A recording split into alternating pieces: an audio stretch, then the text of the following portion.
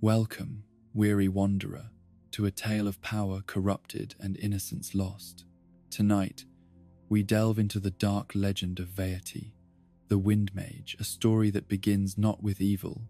but with a small apprentice whose heart was slowly consumed by shadows. This is the chronicle of how the tiniest of beings became one of Hyrule's most fearsome sorcerers. A cautionary tale that spans centuries and timelines. So, settle into comfort, let your breathing slow, and allow yourself to drift as we explore the twisted path from humble Minish apprentice to master of wind and darkness. Close your eyes when you're ready, and let us begin this somber journey together. In the earliest days of the Kingdom of Hyrule, when the echoes of Skyward Sword's great victory still whispered through the halls of time, the land that would become the realm of legend was young and vulnerable, like a newborn child taking its first uncertain breaths in a world full of wonders and terrors alike. The kingdom had been founded upon hope and divine blessing, its people guided by the wisdom of the goddess, and protected by the courage of heroes whose names would echo through eternity. Yet even in those golden days of new beginnings, darkness moved like a patient predator at the edges of the light. The founding of Hyrule had not gone unnoticed by the malevolent forces that lurked in the spaces between worlds, and they viewed this new beacon of civilization with the same hungry malice that shadows feel toward flame. What had been born in light was destined to be tested by darkness, for such is the eternal way of things in a world where balance must be maintained through constant struggle. The threat came without warning, descending upon the fledgling kingdom like a plague of nightmares made manifest. From the void between worlds, countless monsters poured forth into Hyrule's peaceful valleys and flowering meadows, creatures of such terrible aspect that merely looking upon them could freeze the blood in mortal veins. These were not the familiar beasts that occasionally troubled travelers or the wild creatures that roamed the forests and mountains, but beings of pure malevolence that existed only to destroy and devour everything that lived and grew. The invasion happened with a swiftness that left the people of Hyrule reeling in shock and terror. One day they woke to birdsong and the gentle warmth of morning sunshine, and by evening their world had been transformed into a hellscape where shadows moved with deadly purpose and the very air seemed poisoned with fear. Villages that had stood for generations were reduced to smoking ruins in a matter of hours, their inhabitants either fled or fallen to claws and fangs that knew no mercy. The monsters that had appeared from nowhere possessed a malice that seemed to burn with its own dark fire, an intelligence that made them far more dangerous than mere beasts. They moved with coordination and purpose, striking at the kingdom's most vulnerable points while avoiding its strongest defenses. It was as if some guiding intelligence directed their assault, though what manner of being could command such a host of nightmares remained a mystery that filled even the bravest hearts with dread. Hyrule's soldiers, brave though they were and skilled in the arts of war, found themselves utterly outmatched by foes that seemed to emerge from the stuff of their worst dreams. Swords and spears that could fell the mightiest natural beasts proved pitifully inadequate against creatures that appeared to be woven from shadow and malice itself. The kingdom's defenses, so carefully planned and constructed, crumbled like sand castles before a tide of supernatural fury. In the space of mere days, what had been a thriving kingdom teetering on the edge of a golden age became a realm under siege, its people huddled in whatever strongholds they could find, while darkness spread across the land like an infection.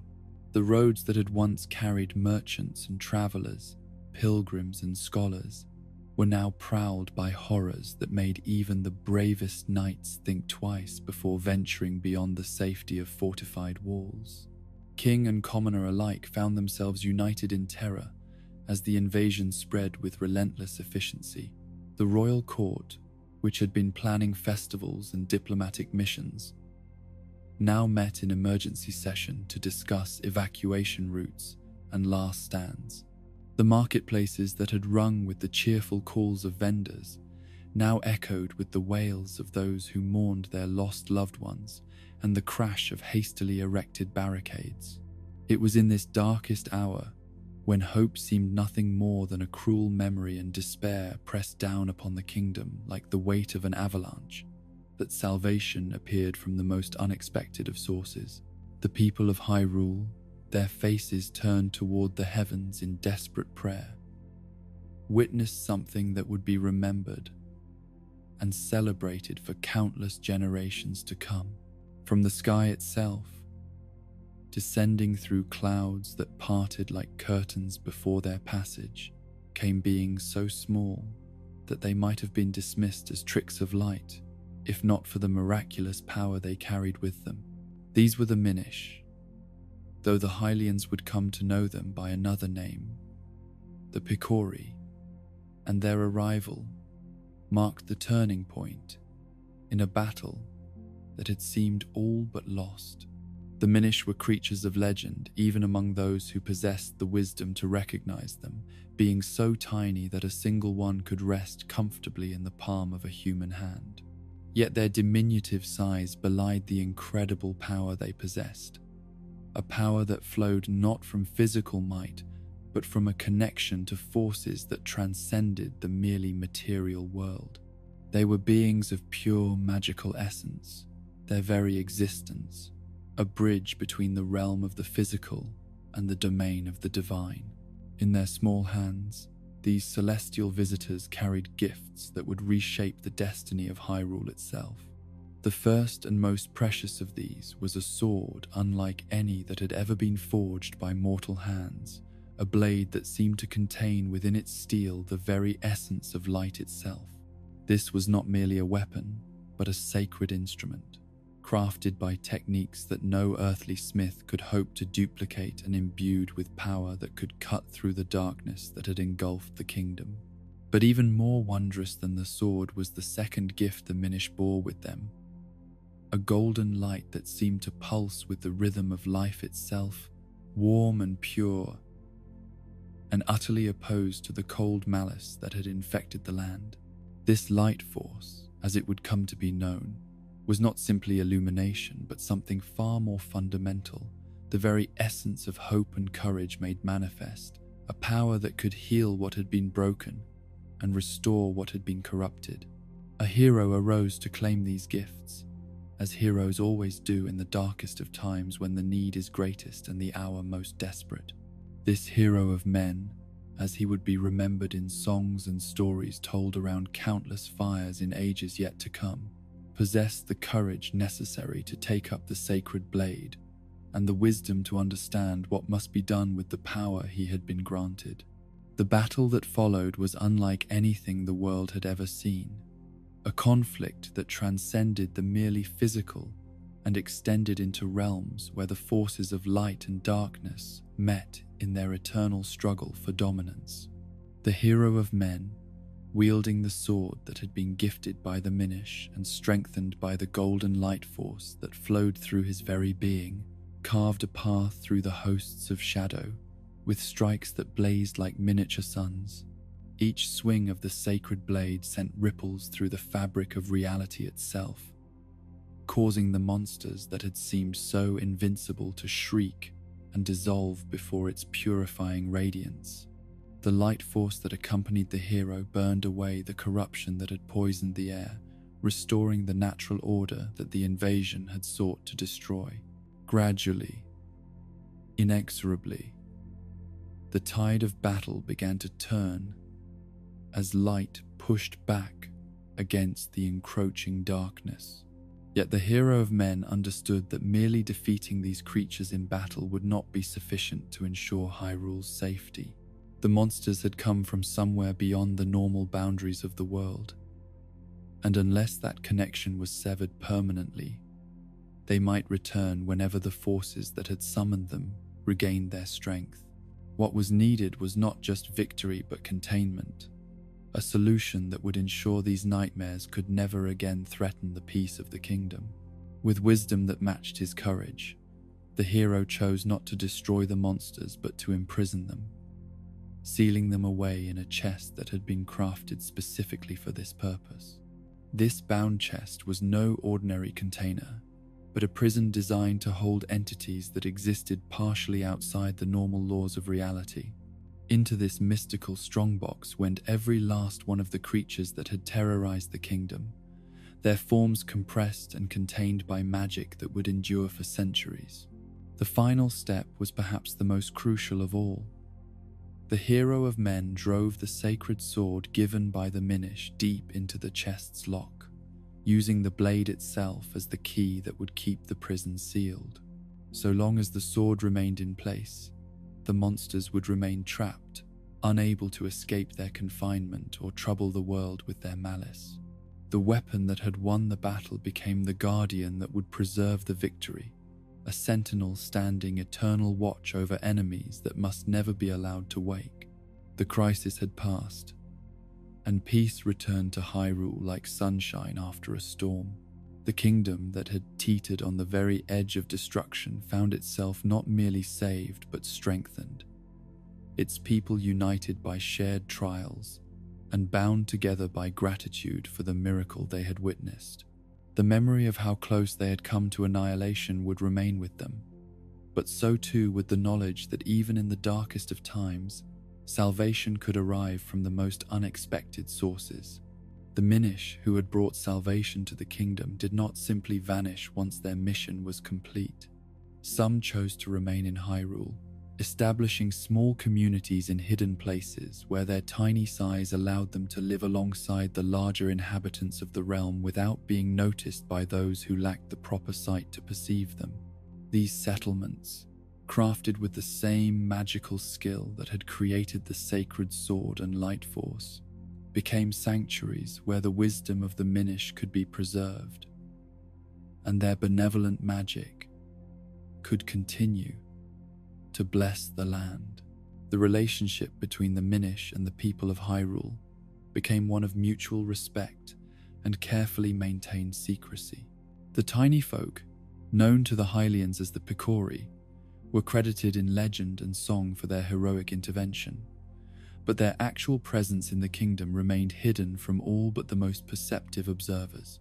This arrangement served both peoples well, allowing the Minish to pursue their peaceful existence without unwanted attention, while ensuring that their protective influence remained available should Hyrule ever again face threats beyond mortal power to defeat. Perhaps most remarkably of all, the Minish established a permanent connection between their hidden realm and the world of larger beings, creating a doorway that would open once every century in the courtyard of Hyrule Castle itself. This Minish door served as both practical passage and symbolic reminder, a testament to the bond that had been forged between two very different peoples in the crucible of shared crisis. The opening of the door became the occasion for great celebration throughout the kingdom, with the Picori festival marking not just the anniversary of Hyrule's salvation, but the renewal of the covenant between the seen and unseen guardians of the realm. During these centennial celebrations, the heroic deeds of the past would be remembered and honored, while the people of Hyrule reaffirmed their commitment to protecting the peace that had been won at such great cost. The bound chest and its guardian sword were moved to Hyrule Castle itself, where they would remain under the protection of the royal family and the watchful eyes of the kingdom's most trusted guards. The sacred blade, still humming with the power that had been gifted by the Minish, served as both relic and reminder of the day when tiny hands had carried salvation to a kingdom in desperate need. Yet even as peace returned and prosperity flourished, the wisest among the Hylians understood that the victory they had achieved was not an ending but a beginning. The monsters sealed within the bound chest remained there still, held in check by magic and sacred steel, but not destroyed. The forces that had summoned them from beyond the boundaries of the world had not been eliminated, merely thwarted. Somewhere in the darkness between worlds, malevolent intelligences plotted and schemed, seeking new ways to achieve the destruction that had been denied them. The light force that had been so crucial to the kingdom's salvation remained in Hyrule, its golden radiance serving as a beacon of hope and a source of protective power. Yet this very blessing carried within it the seeds of future conflict, for power of such magnitude would inevitably attract those whose hearts were consumed by greed and ambition. The same light that had saved the kingdom would one day become the object of desire for those who sought to claim its might for their own dark purposes. The Minish themselves, those tiny saviors who had arrived at the kingdom's darkest hour, would find their gifts becoming the instruments of their own people's corruption. The wisdom and magical knowledge that had been used to create wonders beyond mortal imagination would eventually tempt one of their own to seek power that was never meant to be claimed by any single being, no matter how small or seemingly harmless. In the workshop of a Picori sage, whose wisdom was matched only by his compassion, the first threads of a darker tale were already being woven, though none yet suspected the tragedy that would unfold. The salvation of Hyrule had been achieved, but the price of that salvation would not be fully understood until much later, when the gifts of light would cast shadows that stretched across centuries and the smallest of betrayals would grow into the greatest of evils. Thus was the stage set for a tale of corruption and fall that would make the original monster invasion seem like merely the prologue to a far more complex and tragic story. In preserving their kingdom, the people of Hyrule had unknowingly created the conditions for a different kind of darkness to take root, one that would spring not from the void between worlds, but from the heart of their own salvation. The light force that had been their blessing would become another's obsession, and the smallest of their saviors would become the greatest of their threats. In the hidden realm of the Minish, where time flowed differently than in the world of larger beings, and wisdom accumulated like dewdrops on morning leaves, there lived a sage whose reputation for benevolence and magical skill had spread even to the far corners of that tiny dimension. Eslo was his name, and among the Picori people he was revered as one of their greatest teachers,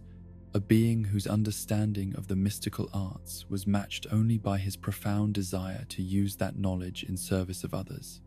The sage's workshop existed in a space that seemed to blur the boundaries between the physical and the metaphysical,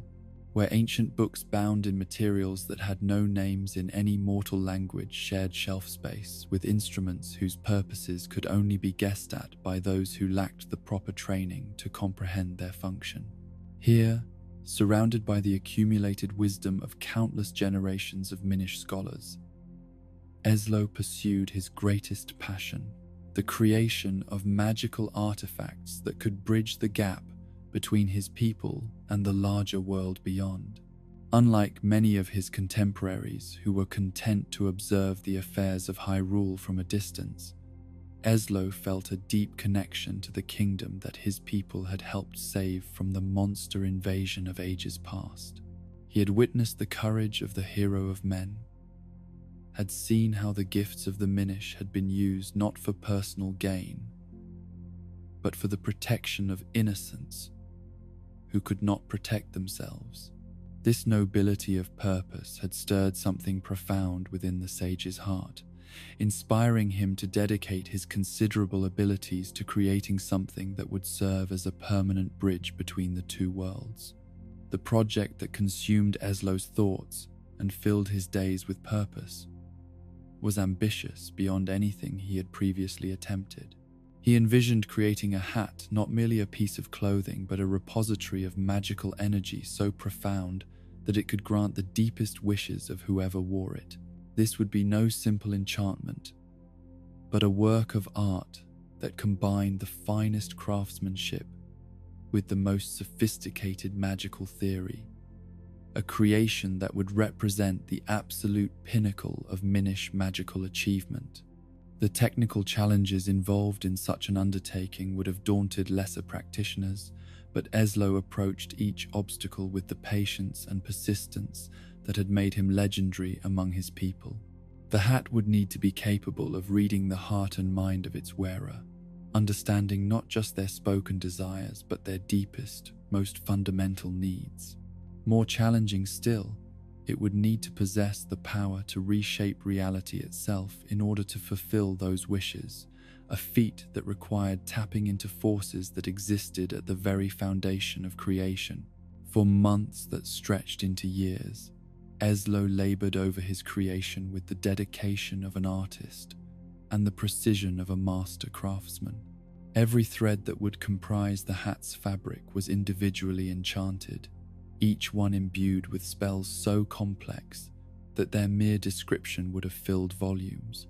The patterns woven into the material were not mere decoration but magical formulae that channeled and focused the artifact's incredible power, ensuring that its reality-altering abilities would be used with wisdom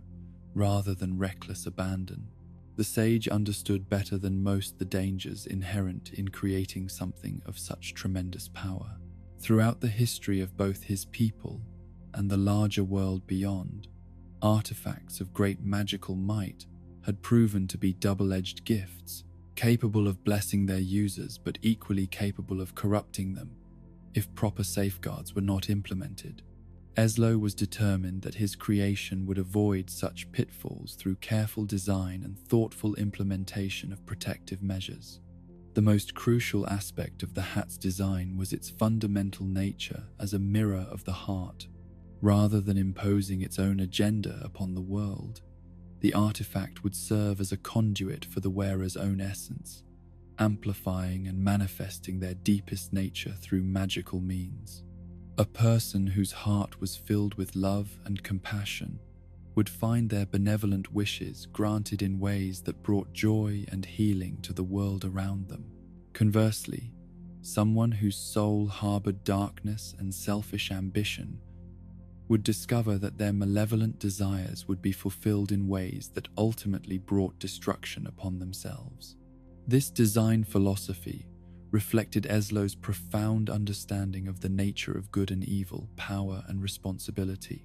He believed, with the wisdom that came from centuries of observation and study, that the greatest magic was not that which forced the world to conform to arbitrary desires, but that which revealed the true nature of the soul and allowed it to express itself fully. The mage's cap,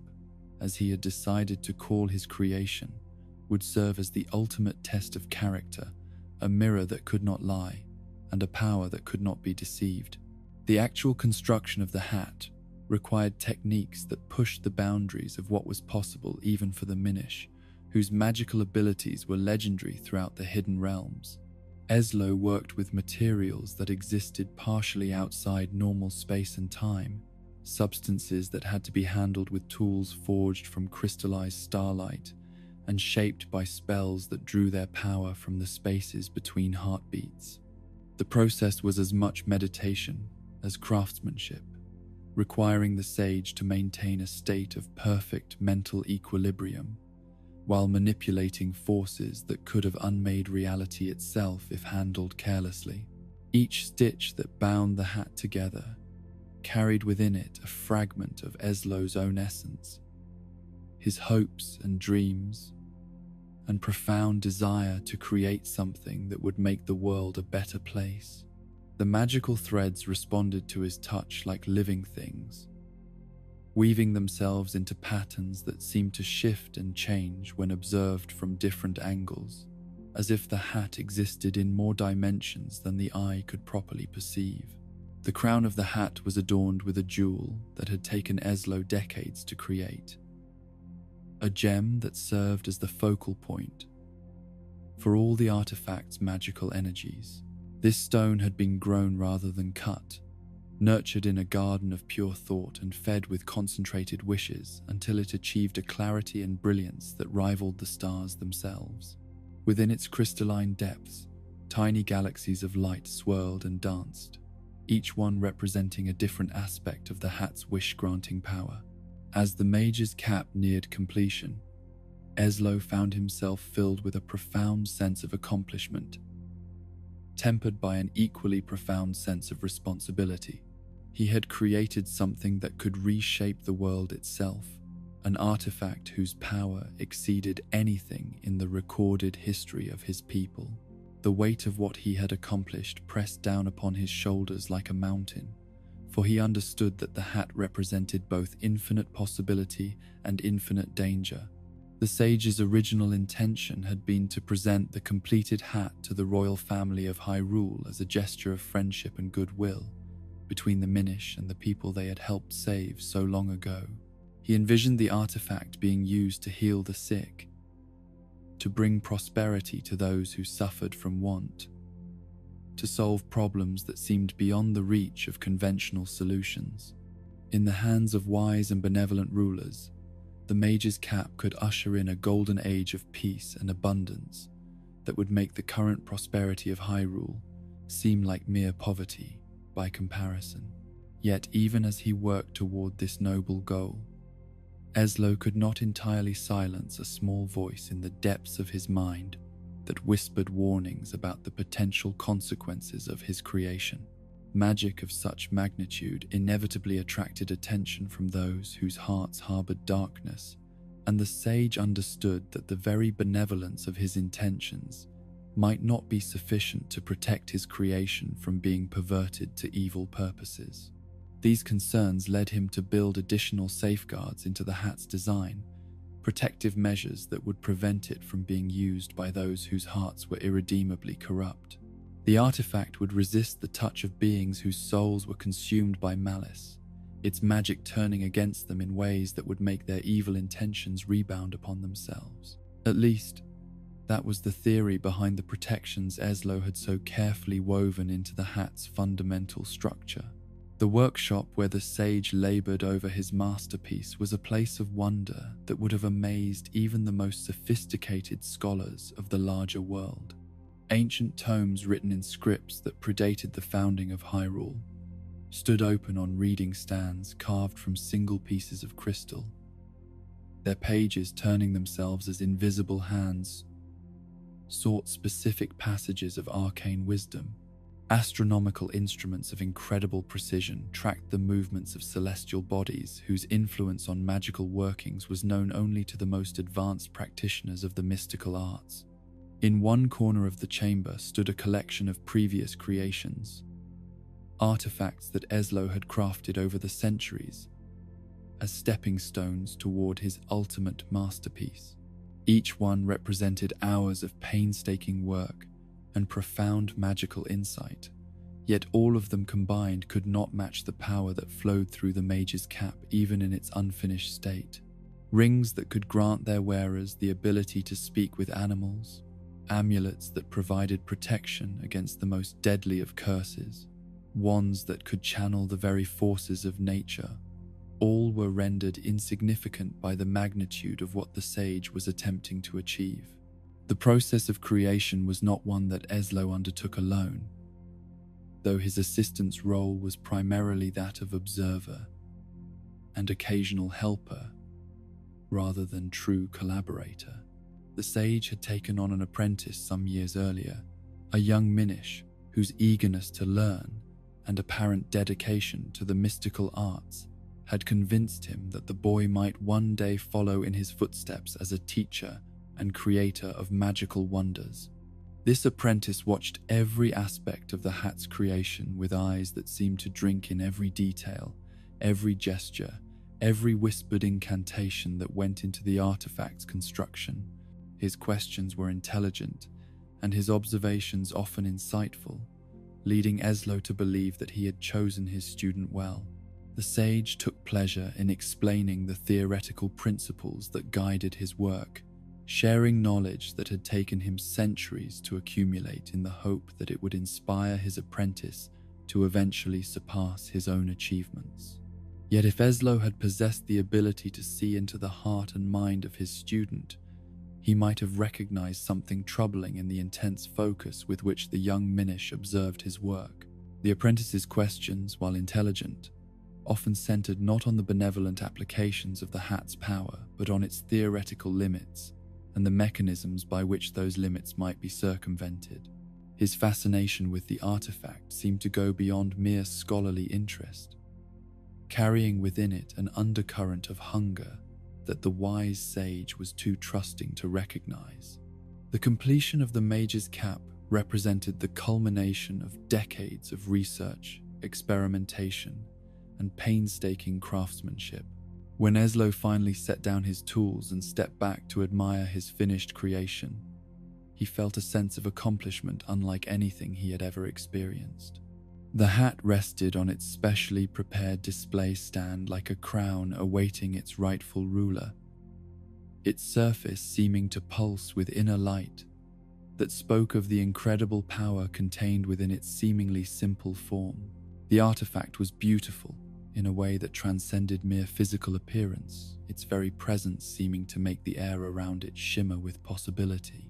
The jewel at its crown cast rainbow patterns on the workshop's walls, while the mystical threads woven into its fabric created subtle harmonics that could be felt rather than heard. This was magic in its purest form, a creation that represented the absolute pinnacle of what was possible when wisdom, skill, and benevolent intention combined in perfect harmony. Eslo's plans for presenting the hat to the rulers of Hyrule were elaborate and carefully considered.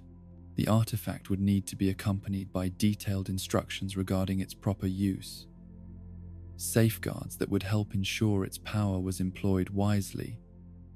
and for the benefit of all rather than the few. The sage envisioned traveling to Hyrule Castle during the next opening of the Minish Door, making the presentation during the Picori Festival, when the connection between the two worlds was strongest and most clearly understood by both peoples. The gift would serve multiple purposes beyond its immediate practical applications. It would demonstrate the continued friendship between the Minish and the people of Hyrule, showing that the bonds forged during the kingdom's salvation remained strong across the centuries. More importantly, it would provide the rulers of Hyrule with a tool that could help them address problems and challenges that conventional solutions could not touch, ensuring that the kingdom's prosperity would continue to grow and flourish. In his heart, Eslo believed that he had created something that would be remembered as one of the greatest achievements in the history of magic itself.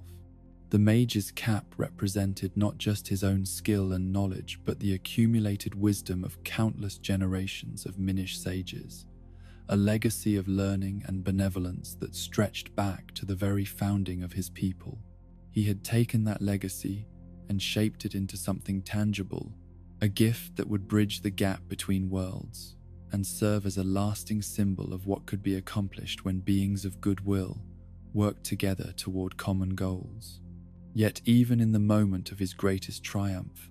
Eslo could not entirely suppress a feeling of unease that seemed to emanate from some deep, instinctive part of his being.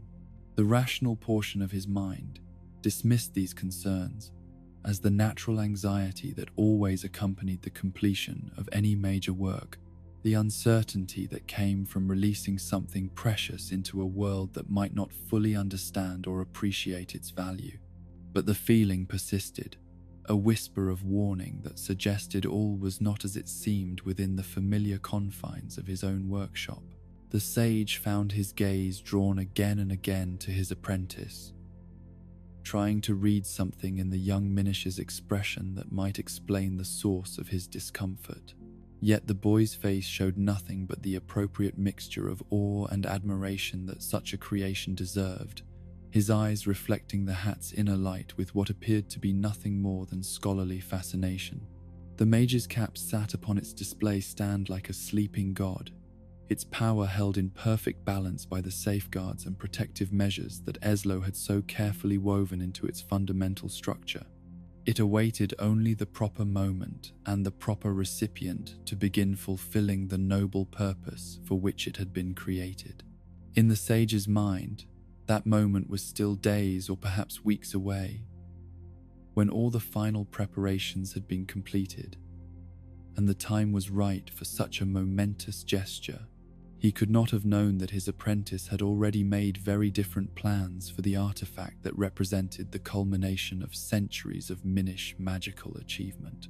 The young Minish had been watching and learning and plotting with a patience that would have been admirable if it had been directed toward nobler purposes. Soon, very soon, the careful work of decades would be undone in a single act of betrayal that would transform the greatest gift ever offered by the Picori into the instrument of their greatest shame. The workshop continued to hum with residual magical energy from the hat's creation, arcane forces that would take days or perhaps weeks to fully settle into their new patterns. In that charged atmosphere, with power crackling through the very air itself, the stage was set for an act of treachery that would echo through the ages and transform the history of both the Minish and the larger world beyond their hidden realm. The apprentice who served in Eslo's workshop had not always harbored darkness in his heart, for evil is rarely born fully formed, but grows like a poisonous plant from seeds that seem innocent enough when first they take root in fertile soil. Vaati had come to the sage's attention years earlier, as a young Minish boy whose curiosity about the mystical arts seemed to burn with an intensity that marked him as a potentially gifted student, one who might someday contribute to the great tradition of magical learning that had defined his people for countless generations. In those early days of his apprenticeship, Vaati had displayed all the qualities that Eslo valued most in a student: eagerness to learn, respect for the accumulated wisdom of the ages, and what appeared to be a genuine desire to use magical knowledge for the betterment of all who might benefit from such gifts. The young Minish asked intelligent questions, absorbed lessons with remarkable speed, and demonstrated a natural aptitude for even the most complex theoretical concepts that had taken Eslo himself decades to fully comprehend. The sage had congratulated himself on choosing his apprentice so well, for it seemed that he had found not merely a student, but a potential successor who might one day surpass his own achievements and carry the noble traditions of Minish magic to heights that even he could not imagine. Vaati's small hands showed remarkable skill when working with delicate magical instruments, while his mind grasped abstract principles with an ease that suggested deep intuitive understanding rather than mere rote memorization. Yet there were subtle signs, had Eslo possessed the wisdom to recognize them, that all was not as it appeared in the heart and mind of his promising young student. Vaati's questions, while always intelligent and relevant, began to display a peculiar focus that should have given the sage pause. Rather than inquiring about the healing applications of a particular spell, the apprentice would ask about its potential for harm. When presented with artifacts designed to protect and nurture, his interest centered on how their effects might be reversed or perverted to serve less benevolent purposes. The transformation began gradually, so slowly that it was almost imperceptible even to one as wise and observant as Eslo. During their lessons on the theory of magical ethics, Vaati would pose hypothetical questions that seemed designed to explore the boundaries of acceptable behavior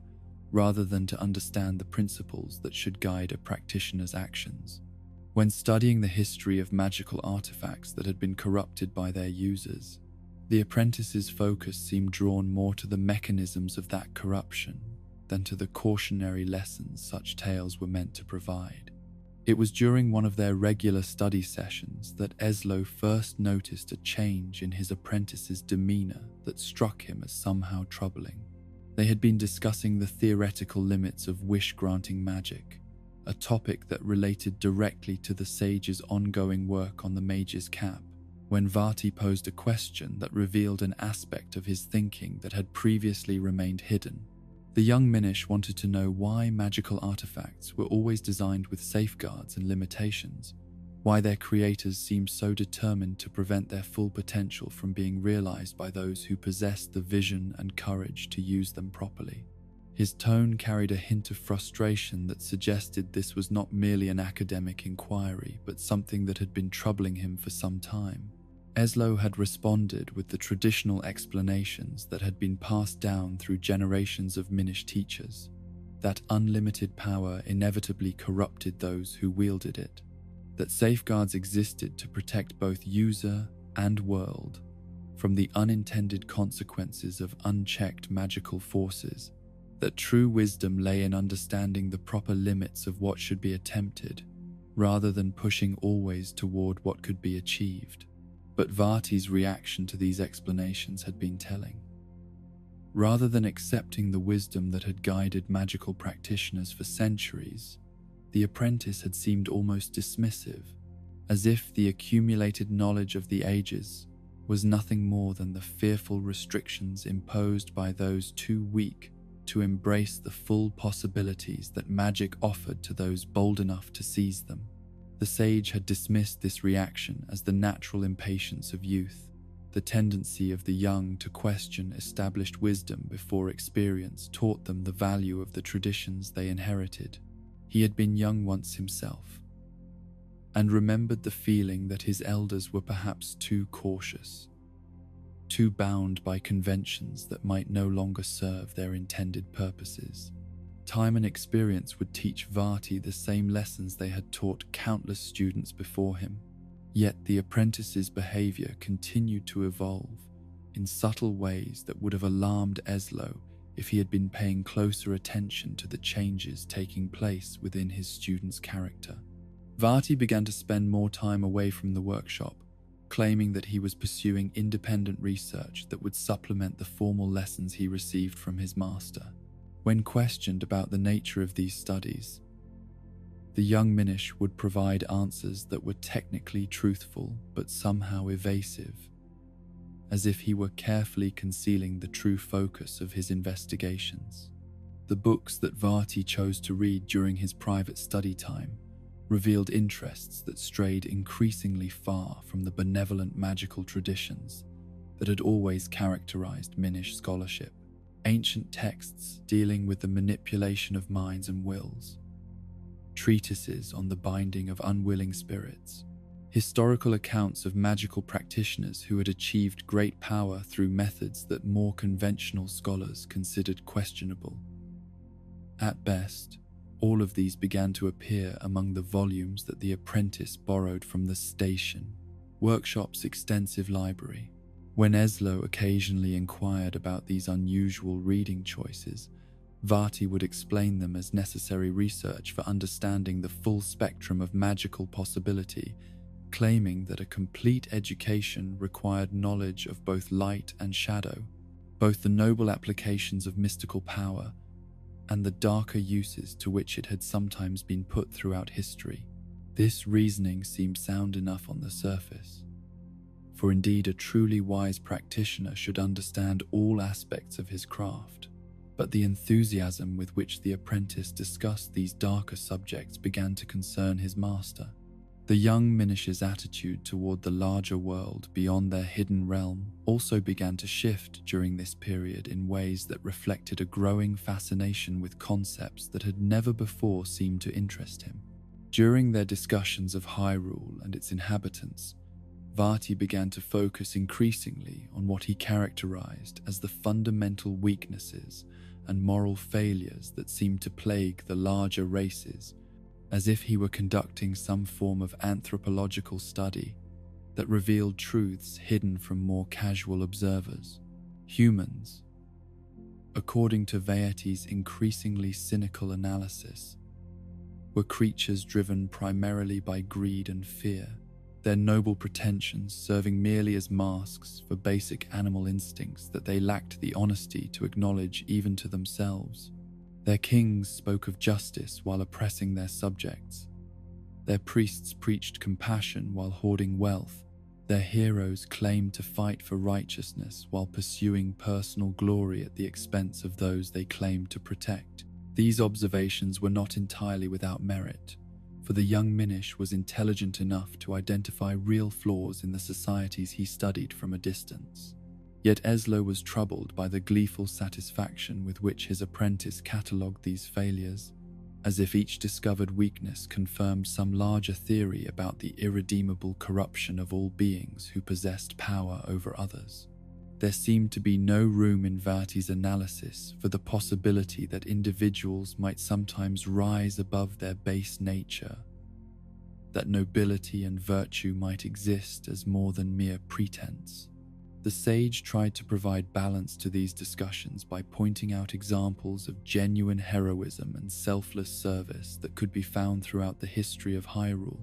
instances where individuals had chosen the path of sacrifice rather than self-interest when faced with difficult choices.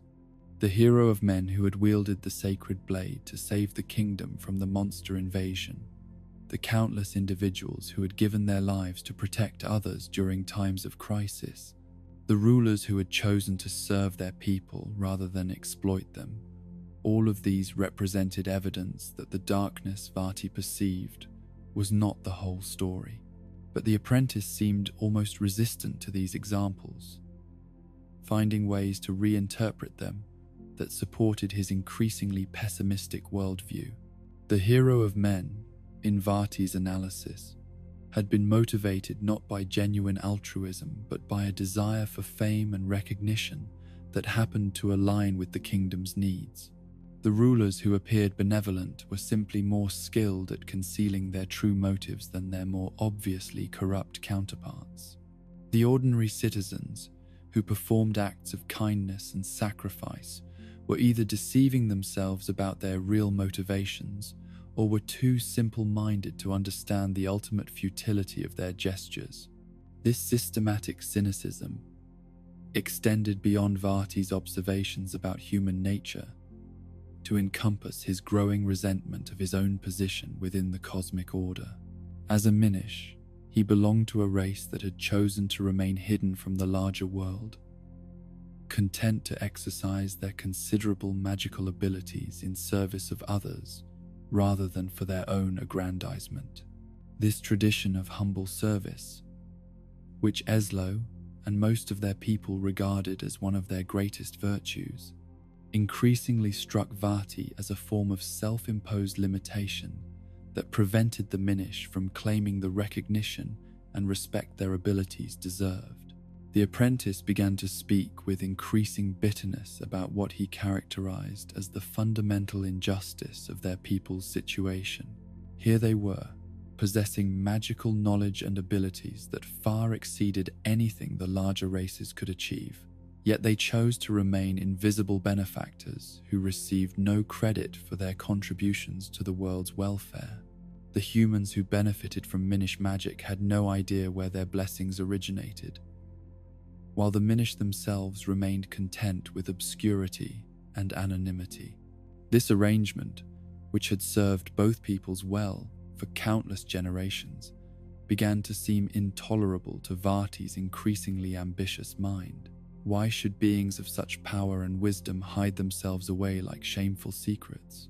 Why should they be content to serve others who possessed neither the ability nor the wisdom to appreciate the gifts they received? Why should the Minish accept a position of servitude when their natural abilities marked them as the rightful rulers of any domain they chose to claim? These questions revealed a fundamental shift in Vaati's understanding of power and its proper use. Where Eslo and the mainstream tradition of Minish thought viewed magical ability as a gift that carried with it the responsibility to serve others, the apprentice increasingly saw it as evidence of inherent superiority that justified claims to dominance over those less gifted. The same magical knowledge that had always been used to heal and protect began to seem like proof that the Minish were meant for greater things than perpetual service to ungrateful beneficiaries. The young Minish's resentment of his small physical size became another aspect of his growing dissatisfaction with the natural order,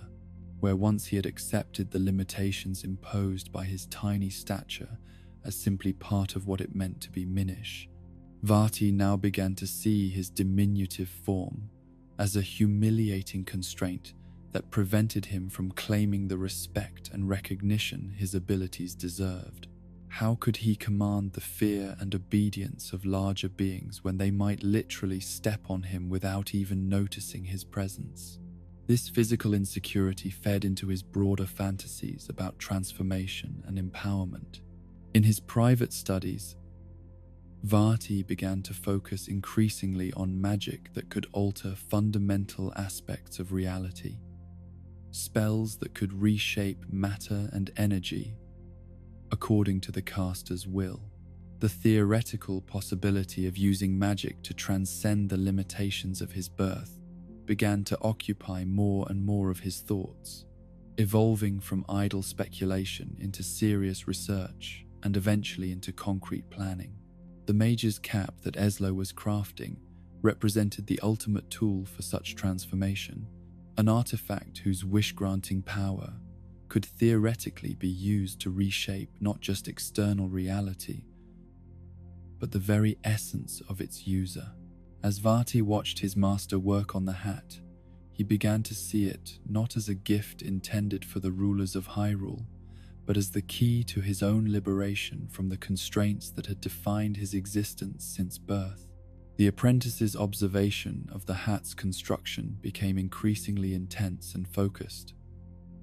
As his secret plans took shape, he memorized every detail of its creation, every spell woven into its fabric,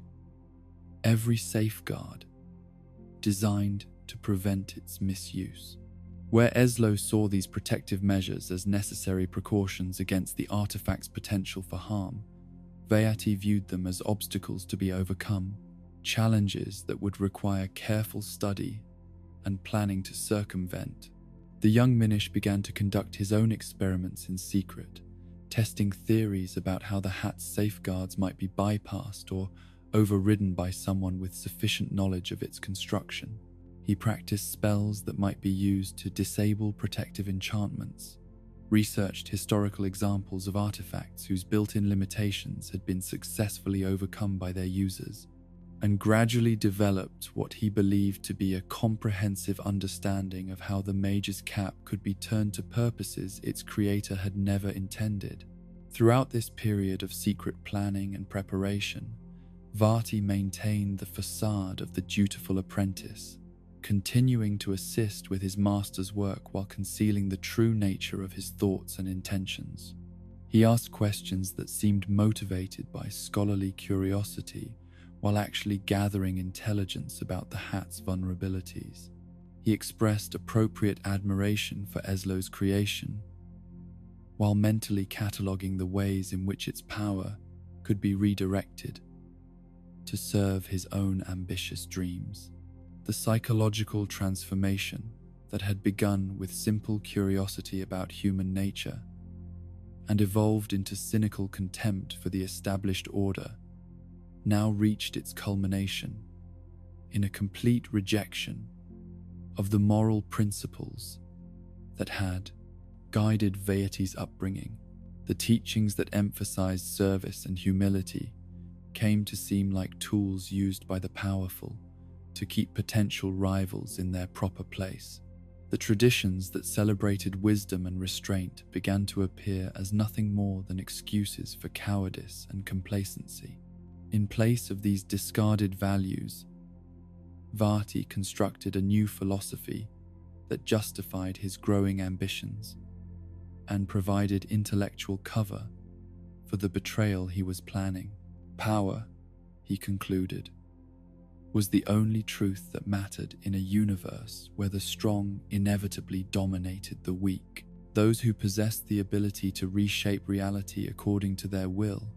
had not only the right but the obligation to do so, for the alternative was to allow lesser beings to squander opportunities that more capable individuals could use to create genuine progress.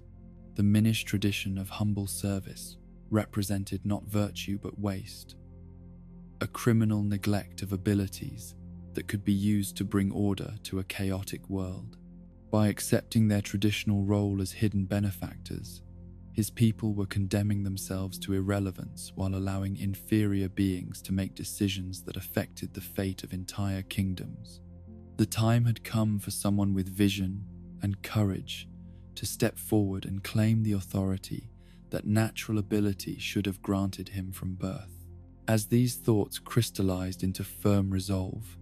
Vaati began to finalize his plans for seizing the Mage's Cap and using its power to transform himself into something more than the meek apprentice he had always been. The betrayal he was contemplating would shatter the trust that had existed between him and his master,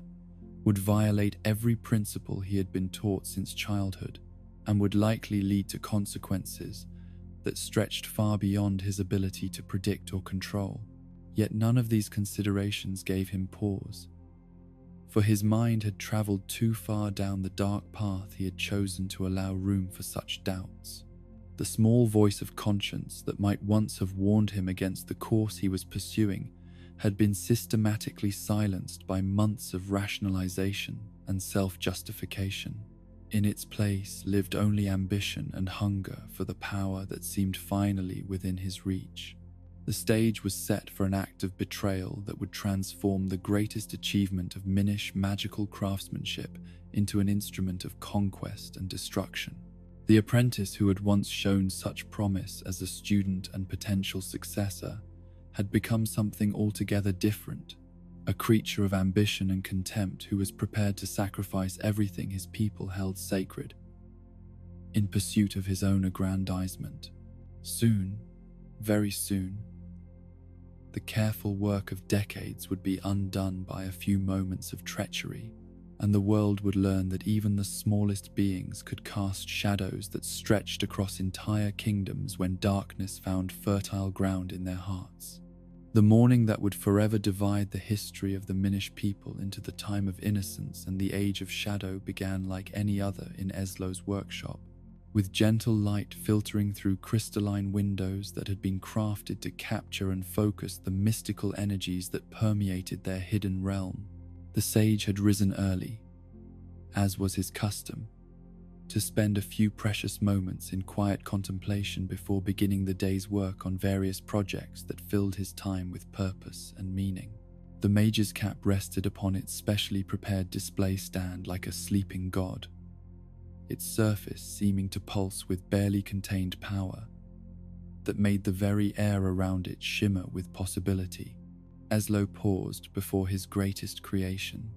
as he did each morning, to marvel at what he had accomplished, and to reaffirm his commitment to ensuring that such tremendous power would be used only for the betterment of all who might benefit from its gifts. The sage's plans for the day were modest enough. A few final adjustments to some of the protective enchantments woven into the hat's fabric, followed by the completion of detailed instructions that would accompany the artifact when it was eventually presented to the rulers of Hyrule.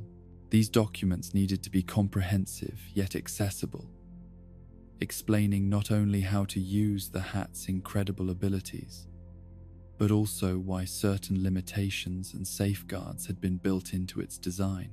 Eslo was particularly concerned that future users understand the hat's fundamental nature as a mirror of the heart,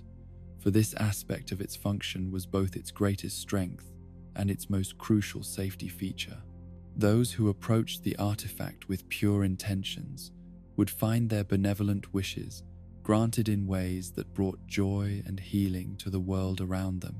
while those whose hearts harbored darkness would discover that their malevolent desires would ultimately bring destruction upon themselves.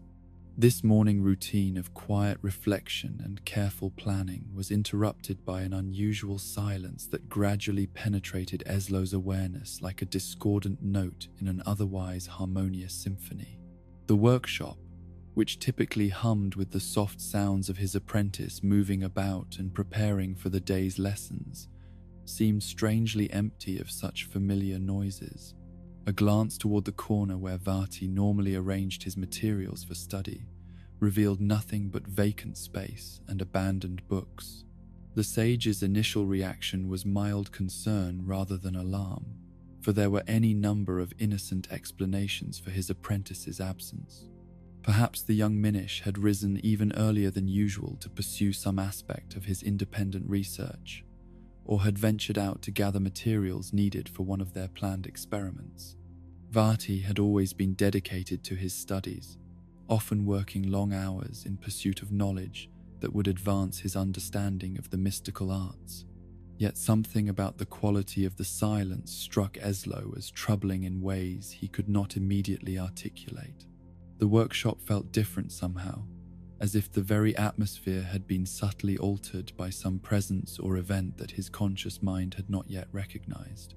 The sage found himself moving more quietly than usual as he went about his morning preparations, though he could not have explained why such caution seemed necessary. It was as Eslo approached the display stand where the mage's cap rested that he first noticed signs of disturbance that transformed his vague unease into genuine alarm. The protective circles that surrounded the artifact carefully inscribed patterns of power that were designed to prevent unauthorized access to his greatest creation,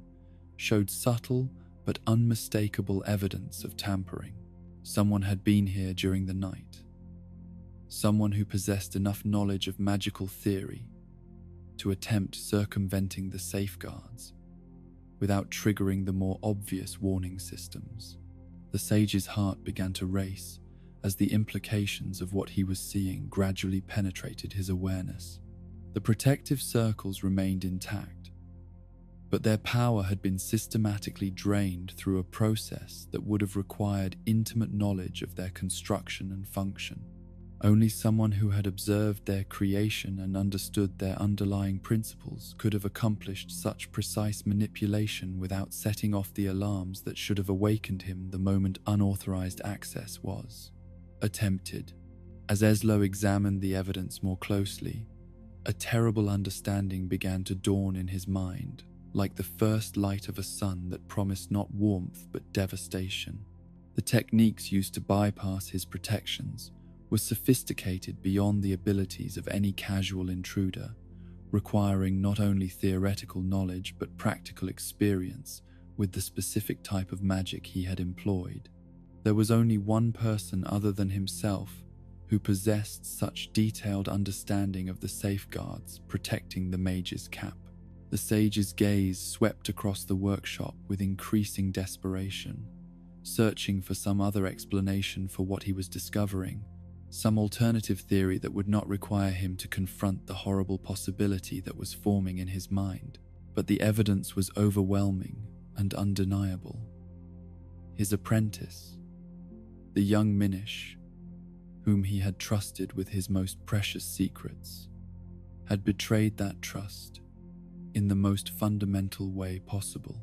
The sound of soft footsteps behind him caused Eslo to turn with hope flickering briefly in his heart that he had somehow misinterpreted the signs, that there was still some innocent explanation for the night's events. But the figure that emerged from the shadows at the workshop's entrance was not the familiar apprentice he had known and taught for so many years. This was something else entirely, a being transformed by power that had never been meant for him to wield. Vaati stood before his former master wearing the mage's cap upon his head like a crown, its mystical energies having already begun the process of reshaping both his physical form and his essential nature. The tiny Minish boy who had once eagerly absorbed lessons in magical theory was gone, replaced by a figure whose very presence seemed to distort the air around him with barely contained power that pulsed in rhythm with his quickened heartbeat. The transformation was not merely physical, though the changes in that regard were dramatic enough to leave Eslo speechless with horror and disbelief. Vaati had grown to nearly human size, his small frame expanded and reshaped by magic that had responded to his deepest desires for power and recognition. But more disturbing than his altered appearance was the expression in his eyes, which burned with an intensity that spoke of complete moral transformation. Where once there had been the eager curiosity of a dedicated student, now there existed only cold ambition and contempt for the limitations that had previously constrained his actions. The apprentice who had once asked thoughtful questions about the proper use of magical power now radiated an aura of barely restrained violence that made it clear such considerations no longer held any meaning for him. The mage's cap itself seemed different when worn by someone whose heart harbored such darkness, its appearance subtly altered to reflect the malevolent intentions of its current user. The gentle light that had emanated from its jeweled crown when resting on its display stand had taken on a harsh, predatory quality that hurt the eyes to look upon directly. The mystical threads woven into its fabric writhed like living things, as if the hat itself were struggling against the corrupt purposes to which it was being bent. Eslow's first coherent words were not accusations or demands for explanation, but expressions of profound sorrow for what his greatest creation had become. The sage understood immediately that the safeguards he had so carefully built into the hat's design had not failed, but had been systematically corrupted, turned from protective measures into instruments that amplified rather than constrained the wearer's darker impulses. The young Minish, who had once been his most promising student, responded to his master's anguish with laughter that contained no warmth or humor, but only the cruel satisfaction of someone who had finally achieved a long-sought goal. Vaati's voice, when he finally spoke, carried overtones that had never been present before, harmonics of power that seemed to resonate in dimensions beyond the purely physical. He thanked Eslo mockingly for the education he had received, acknowledging that without the sage's patient instruction, he could never have acquired the knowledge necessary to claim the mage's cap for himself. Every lesson in magical theory, every demonstration of advanced techniques, every shared insight into the nature of mystical forces had contributed to his ability to circumvent the protections that were meant to prevent exactly this kind of betrayal. But Vaati's gratitude was poisoned with contempt for the limitations that Eslo had tried to instill along with the knowledge itself. The ethical principles that guided traditional Minish magic, the emphasis on service and humility that had defined their people's relationship with power, the careful consideration of consequences that should accompany any significant magical undertaking, all of these were dismissed as the fearful restrictions of those too weak to embrace their full potential. The transformed apprentice revealed that his theft of the hat was merely the first step in a plan that stretched far beyond the confines of the Minish realm. He had grown tired of hiding in shadows while inferior beings claimed dominion over the larger world, weary of watching power squandered by those who lacked both the wisdom and the courage to use it properly. The time had come for someone with true vision to step forward and impose order upon the chaos that passed for civilization among the larger races. Vaati's ultimate goal was nothing less than the acquisition of the light force itself, that golden power which the Minish had gifted to the hero of men centuries earlier, and which still resided somewhere within the kingdom of Hyrule. With the mage's cap to grant his wishes and the light force to provide unlimited magical energy, he would possess power sufficient to reshape the world according to his vision of how it should be ordered. The revelation of these ambitions struck Eslo like physical blows, each word driving home the magnitude of his failure to recognize the darkness growing in his student's heart. The sage understood that he bore responsibility not only for creating the artifact that made such plans possible, but for failing to see the moral corruption that had been developing under his very nose.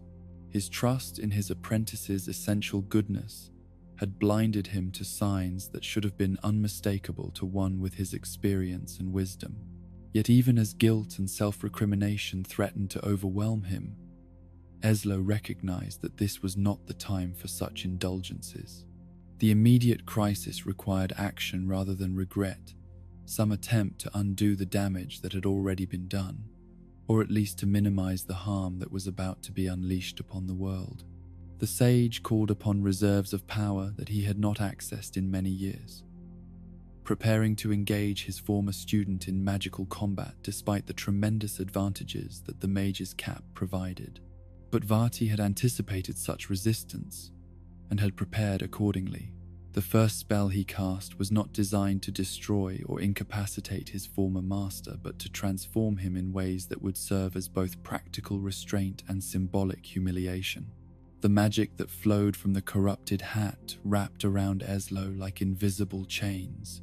reshaping his essence according to the malevolent will of its wielder. The transformation that followed was perhaps the cruelest aspect of Vaati's betrayal, for it demonstrated not only his power, but his intimate knowledge of what would cause his former master the greatest suffering.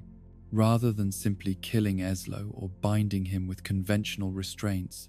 the corrupted apprentice chose to trap the sage in a form that would force him to witness the consequences of his own greatest achievement while being powerless to prevent the disasters that were about to unfold. Eslo found his consciousness compressed and confined within the physical form of a hat. His body dissolved and his essence bound into an object that retained his awareness but stripped him of the ability to act independently. He could see and hear everything that transpired around him, could understand with perfect clarity the magnitude of the evil that was about to be unleashed, but could do nothing more than observe as his life's work was perverted to serve purposes that violated everything he had ever believed in. The choice of this particular punishment revealed depths of calculation and cruelty in Vaati's character that went beyond simple ambition or hunger for power. The transformed apprentice wanted his former master to suffer not just defeat but the ongoing torment of helpless awareness, to be forced to watch as the gifts that had been meant to bless the world became instead instruments of conquest and oppression. Yet even in this moment of complete triumph over the mentor who had once held authority over him, Vaati could not resist the urge to explain his actions and justify the path he had chosen. The newly empowered sorcerer spoke at length about his growing disillusionment with the traditional Minish way of life, his contempt for a people who possessed incredible abilities, yet chose to remain hidden servants of those they could easily dominate. The apprentice's transformation had not eliminated his need for validation, but had twisted it into something darker and more destructive. Where once he had sought approval from his teacher and his people, now he craved recognition of his superiority from those he intended to rule. The explanation he offered was as much self-justification as it was revelation of his plans, an attempt to convince himself, as much as his captive audience, that his choices were not only justified, but inevitable. Vaati detailed his growing fascination with what he characterized as the fundamental weaknesses that plagued all the larger races, their inability to use power wisely or to create lasting order from the chaos of their conflicting desires and ambitions. He had studied their histories and observed their behavior, concluding that they were incapable of governing themselves effectively and therefore required the guidance of someone with superior wisdom and magical ability. This analysis conveniently ignored all evidence that contradicted his predetermined conclusions, dismissing examples of heroism and nobility as either deception or foolish self-sacrifice that accomplished nothing of lasting value. In Vaati's worldview, the corruption and failure he had observed were not flaws to be addressed through patient work and gradual improvement, but proof that the entire system needed to be swept away and replaced with something more efficient. The sorcerer's plans extended far beyond mere conquest, to encompass a complete restructuring of how power and authority were distributed throughout the world. With the light force in his possession, he would have the magical energy necessary to impose his will upon entire populations, reshaping not just their political systems but their very natures to eliminate the flaws and weaknesses that made them unsuitable for self-governance. This vision of enforced perfection revealed the ultimate destination of the path that Vaati had chosen, a destination that transformed legitimate concerns about corruption and inefficiency into justification for tyranny on a scale that surpassed anything in recorded history. The apprentice who had once shown such promise as a student of the mystical arts had become something that threatened not just political freedom, but the fundamental right of conscious beings to determine their own destinies. As Vaati concluded his explanation and prepared to depart for the world of larger beings where his plans would begin to unfold, Eslo found himself trapped not only in his transformed state but in the knowledge that his own failures had made possible. A catastrophe whose full scope he was only beginning to comprehend. The sage's consciousness, bound within the hat form that had become his prison, could do nothing but accompany his former student into whatever darkness lay ahead. The workshop that had been a place of learning and benevolent creation fell silent as its two former occupants departed, one as conqueror and the other as unwilling witness to the perversion of everything he had worked to achieve. The magical instruments and accumulated wisdom of centuries would remain there, abandoned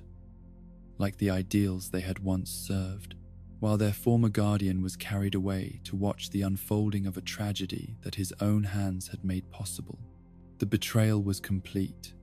the transformation achieved, and the stage set for a confrontation between corrupted power and the forces that would rise to oppose it. The smallest of beings had claimed the might to reshape worlds, and the consequences of that claiming would echo through the ages to come. The centennial celebration that would mark the opening of the Minish door had been anticipated throughout the Kingdom of Hyrule for months, with preparations beginning in the earliest days of spring when the first flowers pushed through winter's lingering frost, and the promise of renewal filled the air with hope and possibility. The Picori Festival, as it had come to be known across the generations, represented far more than simple commemoration of past events, but served as a living reminder of the bond between the seen and unseen guardians of the realm. In the great castle town that sprawled in the protective shadow of Hyrule's ancient citadel,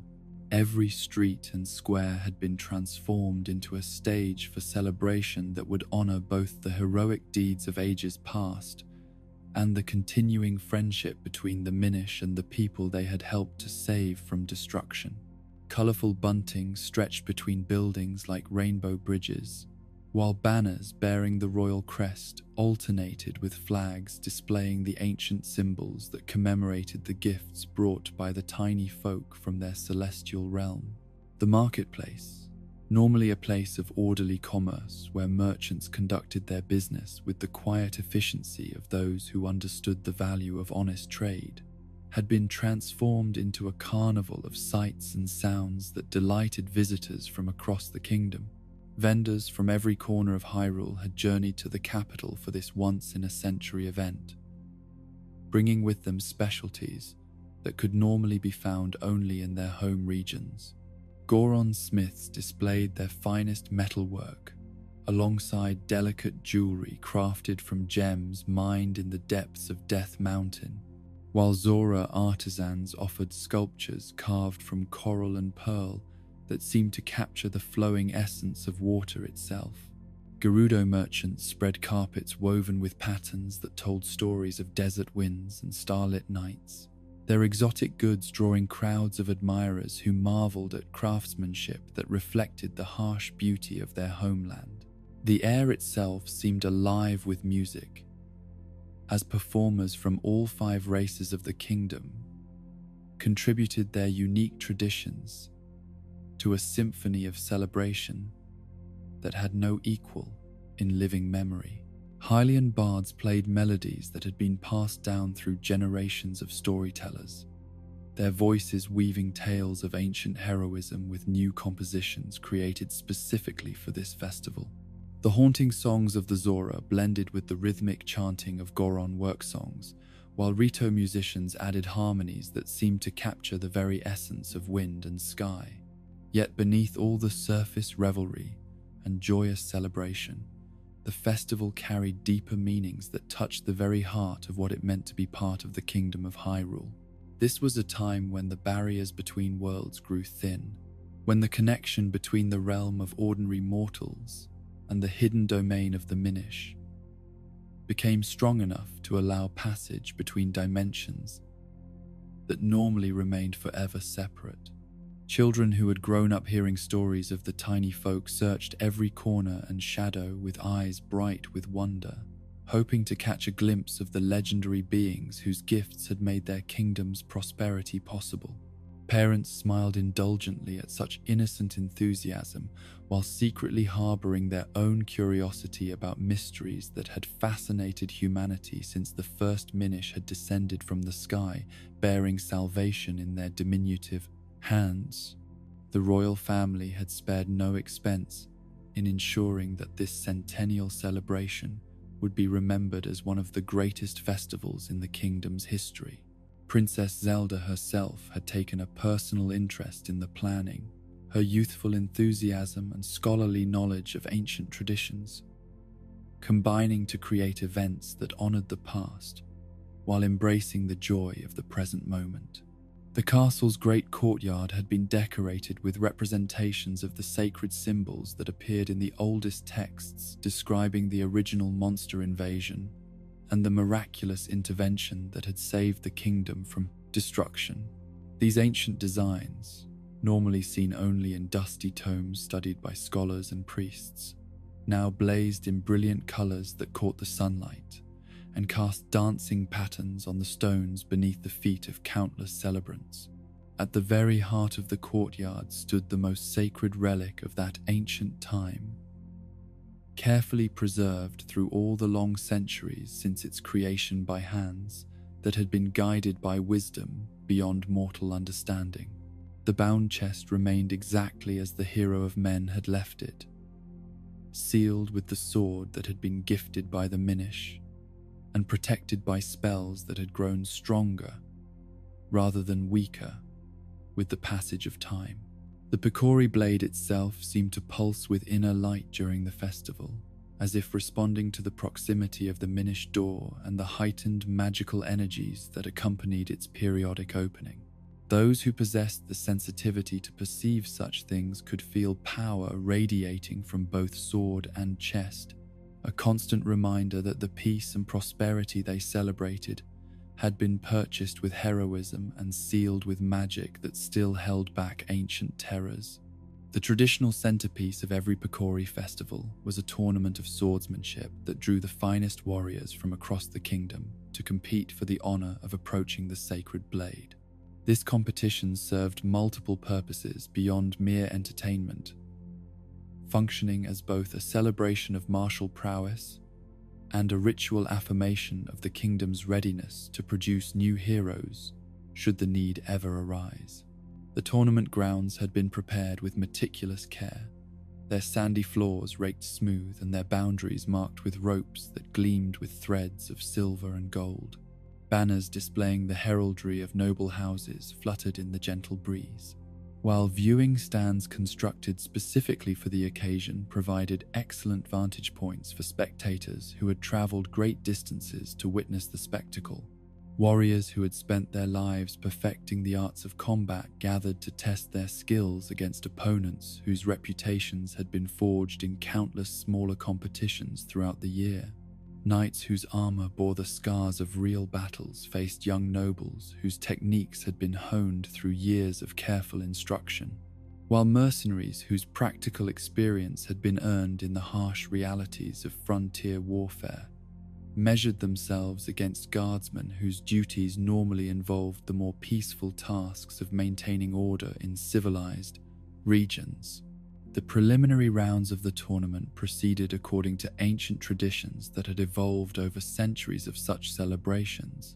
with combatants eliminated through single matches that tested not only their fighting abilities but their honor and sportsmanship under pressure. The crowds that gathered to watch these contests cheered with enthusiasm that reflected genuine appreciation for the skill and courage displayed by all participants, regardless of their ultimate success or failure. As the competition progressed through its various stages, certain warriors began to distinguish themselves through combinations of ability and character that marked them as worthy successors to the legendary heroes whose deeds were celebrated throughout the festival. Yet even among these exceptional individuals, one figure stood apart in ways that gradually drew the attention of both spectators and fellow competitors. The stranger who had entered the tournament appeared to have traveled from far beyond the borders of Hyrule, his origins unknown and his manner suggesting someone accustomed to walking paths that few others had ever seen. His equipment, while clearly of exceptional quality, bore no marks that would identify its origin or creator, as if it had been crafted in lands whose very existence was matters of legend rather than geography. More intriguing than his mysterious background was the skill he displayed in combat, abilities that seemed to exceed even the most optimistic expectations of what mortal training and dedication could achieve. His movements possessed a fluid grace that made the techniques of other accomplished warriors appear clumsy by comparison, while his tactical awareness seemed to encompass not just the immediate flow of each individual battle, but strategic considerations that extended far beyond the boundaries of the tournament ring. Match after match fell to this enigmatic competitor with an ease that gradually transformed the spectators' initial excitement into something approaching awe. Veterans whose reputations had been built over decades of successful competition found themselves defeated with such casual efficiency that they seemed like novices facing a master whose abilities transcended normal understanding of what was possible in the martial arts. The stranger's technique was flawless in ways that suggested not just exceptional training, but an intuitive understanding of combat that went beyond anything that could be learned through conventional means. His blade seemed to move of its own accord, finding openings in his opponent's defenses that appeared to exist for mere instants before closing again. His footwork was so precise that he never seemed to waste even the smallest motion, while his timing was so perfect that he could exploit weaknesses that other fighters might not even recognize. Yet, perhaps most unsettling of all was the complete emotional detachment he displayed throughout even the most challenging of his matches. Where other warriors showed the strain of intense competition through expressions of effort or concentration, the mysterious figure remained as calm and impassive, as if he were practicing simple exercises alone in some private training ground. As news of his extraordinary performances spread throughout the festival grounds, crowds began to gather specifically to witness his matches, drawn by curiosity about this unknown warrior whose abilities seemed to exist on an entirely different level from even the most skilled of his contemporaries. Speculation about his identity and origins filled the air, with theories ranging from the practical to the fantastical as people struggled to explain capabilities that challenged their understanding of what mortals could achieve. The tournament's final rounds proceeded with an inevitability that seemed to reflect not just the stranger's superior skill, but some deeper form of destiny that guided his path through the competition. One by one, the kingdom's finest warriors fell before his relentless advance, their defeats accomplished with such efficiency that each match seemed to last only moments before ending in his favor. When the ultimate victory was finally achieved, and the mysterious competitor stood alone in the center of the tournament grounds, the traditional ceremony that followed took on an atmosphere that was more ceremonial than celebratory. The crowds that had gathered to witness the spectacle found themselves not cheering a triumph, but observing something that felt more like the fulfillment of an ancient prophecy than the conclusion of a sporting competition. The victor's reward, as established by traditions that stretched back to the very first Picori festival, was the honor of approaching the bound chest and touching the sacred blade that sealed away the monsters of ages past. This privilege was considered among the greatest that the kingdom could bestow, a recognition not just of martial prowess, but of the character and spiritual worthiness that should guide those who would claim kinship with the legendary heroes of old. Yet as the mysterious warrior made his way through the castle's ancient corridors toward the courtyard where the sacred relics waited, something in his manner suggested that this ceremony held meanings for him that went far beyond the traditional symbolism understood by those who had granted him this honor. His steps carried the purposefulness of someone approaching a long-anticipated destination rather than the reverence appropriate to one about to participate in a sacred ritual. The courtyard itself had been cleared of the festival decorations that had adorned it throughout the celebration, returning it to the austere dignity that befitted a space that housed relics of such tremendous historical and spiritual significance. The bound chest stood in its place of honor, exactly as it had for centuries, while the Picori blade rose from its lock like a memorial to heroism that had saved a kingdom from destruction. The assembled dignitaries who had gathered to witness this culminating moment of the festival included not only the royal family, but representatives of all the major institutions that helped maintain the kingdom's prosperity and security. Nobles, whose lineages traced back to the earliest days of Hyrule's founding, stood alongside military commanders, whose responsibilities included protecting the realm from any threats that might arise,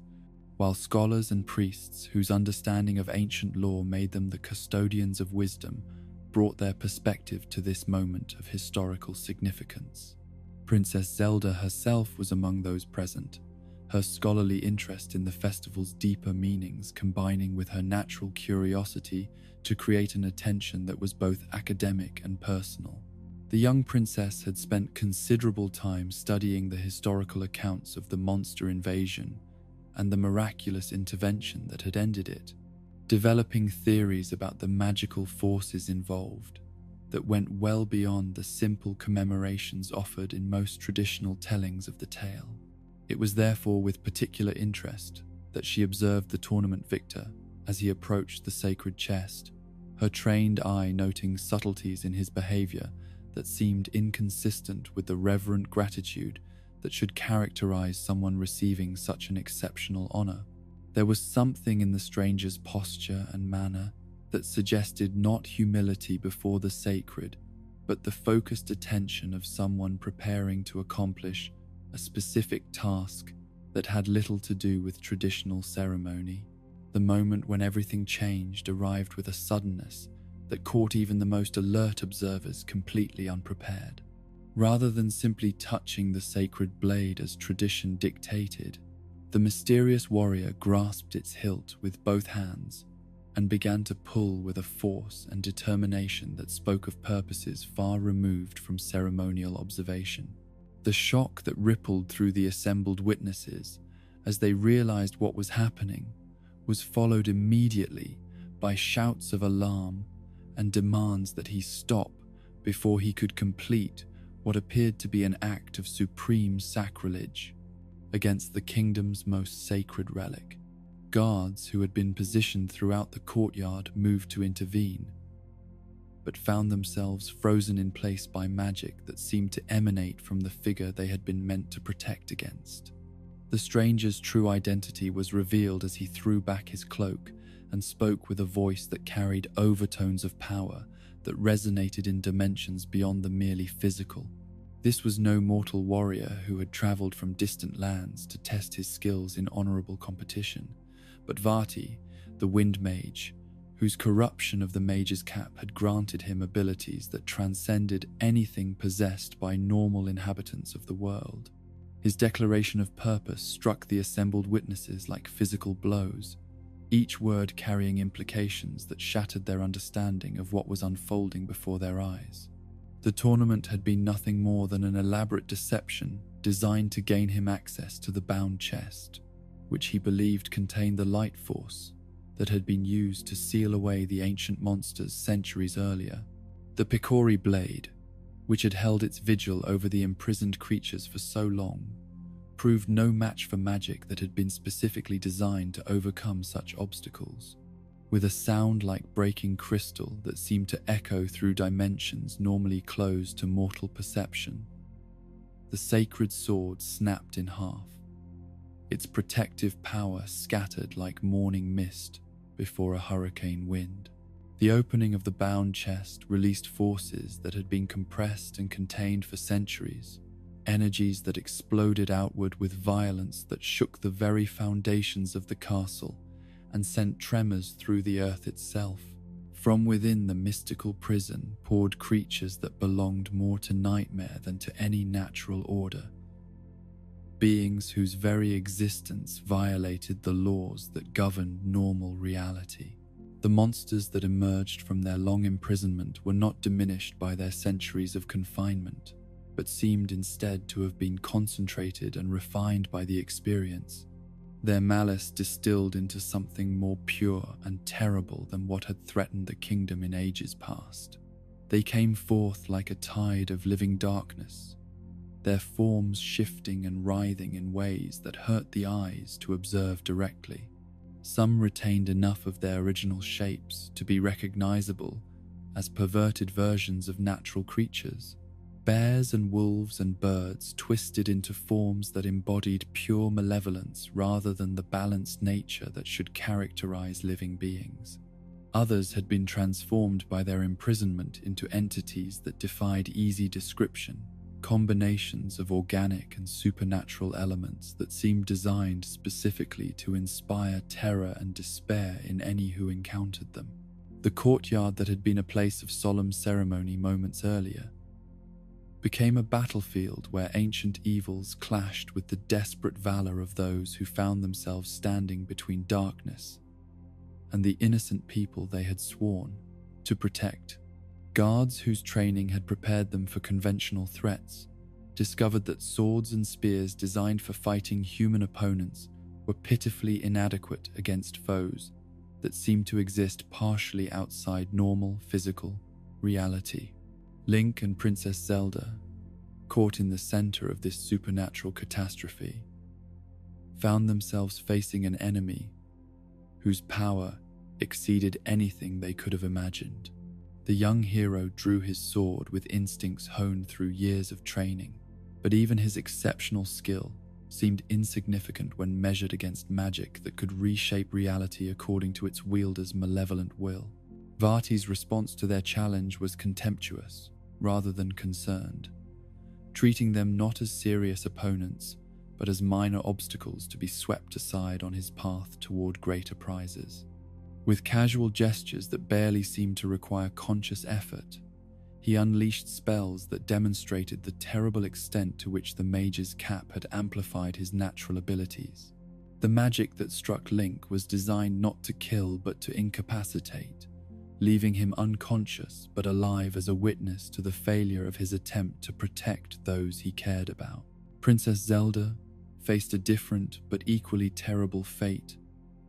as Vaati's power wrapped around her like invisible chains, transforming her living flesh into stone that preserved her awareness while stripping her of the ability to act or speak. The petrification of the princess was accomplished with magic so advanced that it transcended the crude transmutations practiced by lesser sorcerers, creating not merely a statue but a prison that held both body and soul in perfect suspension. She remained conscious within her stone form, able to perceive everything that transpired around her but powerless to influence events through any action of her own. Yet even in this moment of apparent triumph, Vaati's victory proved incomplete in ways that filled him with frustration and rage. The bound chest, which he had been certain contained the light force he sought, proved to be empty of the prize that had motivated all his elaborate preparations and betrayals. The sacred power that had been used to seal away the monsters was nowhere to be found among the artifacts and relics that the chest contained. The Wind Mage's reaction to this discovery revealed depths of fury that had been hidden beneath his earlier composed demeanor, his carefully maintained facade of superior control, cracking to reveal the passionate hatred that drove his ambitions. The courtyard erupted with magical energies, as his anger sought expression through powers that seemed barely contained by his own will. The realization that his carefully crafted plan had failed to achieve its primary objective did nothing to diminish Vaati's determination to claim the light force through other means. If it was not contained within the bound chest where legend suggested it should be, then it must be hidden elsewhere within the kingdom, waiting to be discovered by someone with sufficient knowledge and power to locate and claim it. The monsters he had released from their ancient prison spread throughout the castle, and into the surrounding city like a plague of living nightmare, their presence transforming the joyous celebration of the Picori festival into a scene of terror and devastation that would be remembered as one of the darkest days in the kingdom's history. The bonds between worlds that had been celebrated as sources of blessing and wonder had been perverted into channels for ancient malice to return to a realm that had enjoyed peace for far too long. As screams echoed through the corridors of Hyrule Castle and the sounds of battle filled the air, the stage was set for a conflict that would test not just the courage of individual heroes, but the very foundations upon which the kingdom's civilization had been built. The festival that had begun as a celebration of light and hope had become instead the opening movement of a symphony of darkness, whose final notes would not be heard until the last of the ancient evils had been either defeated, triumphant.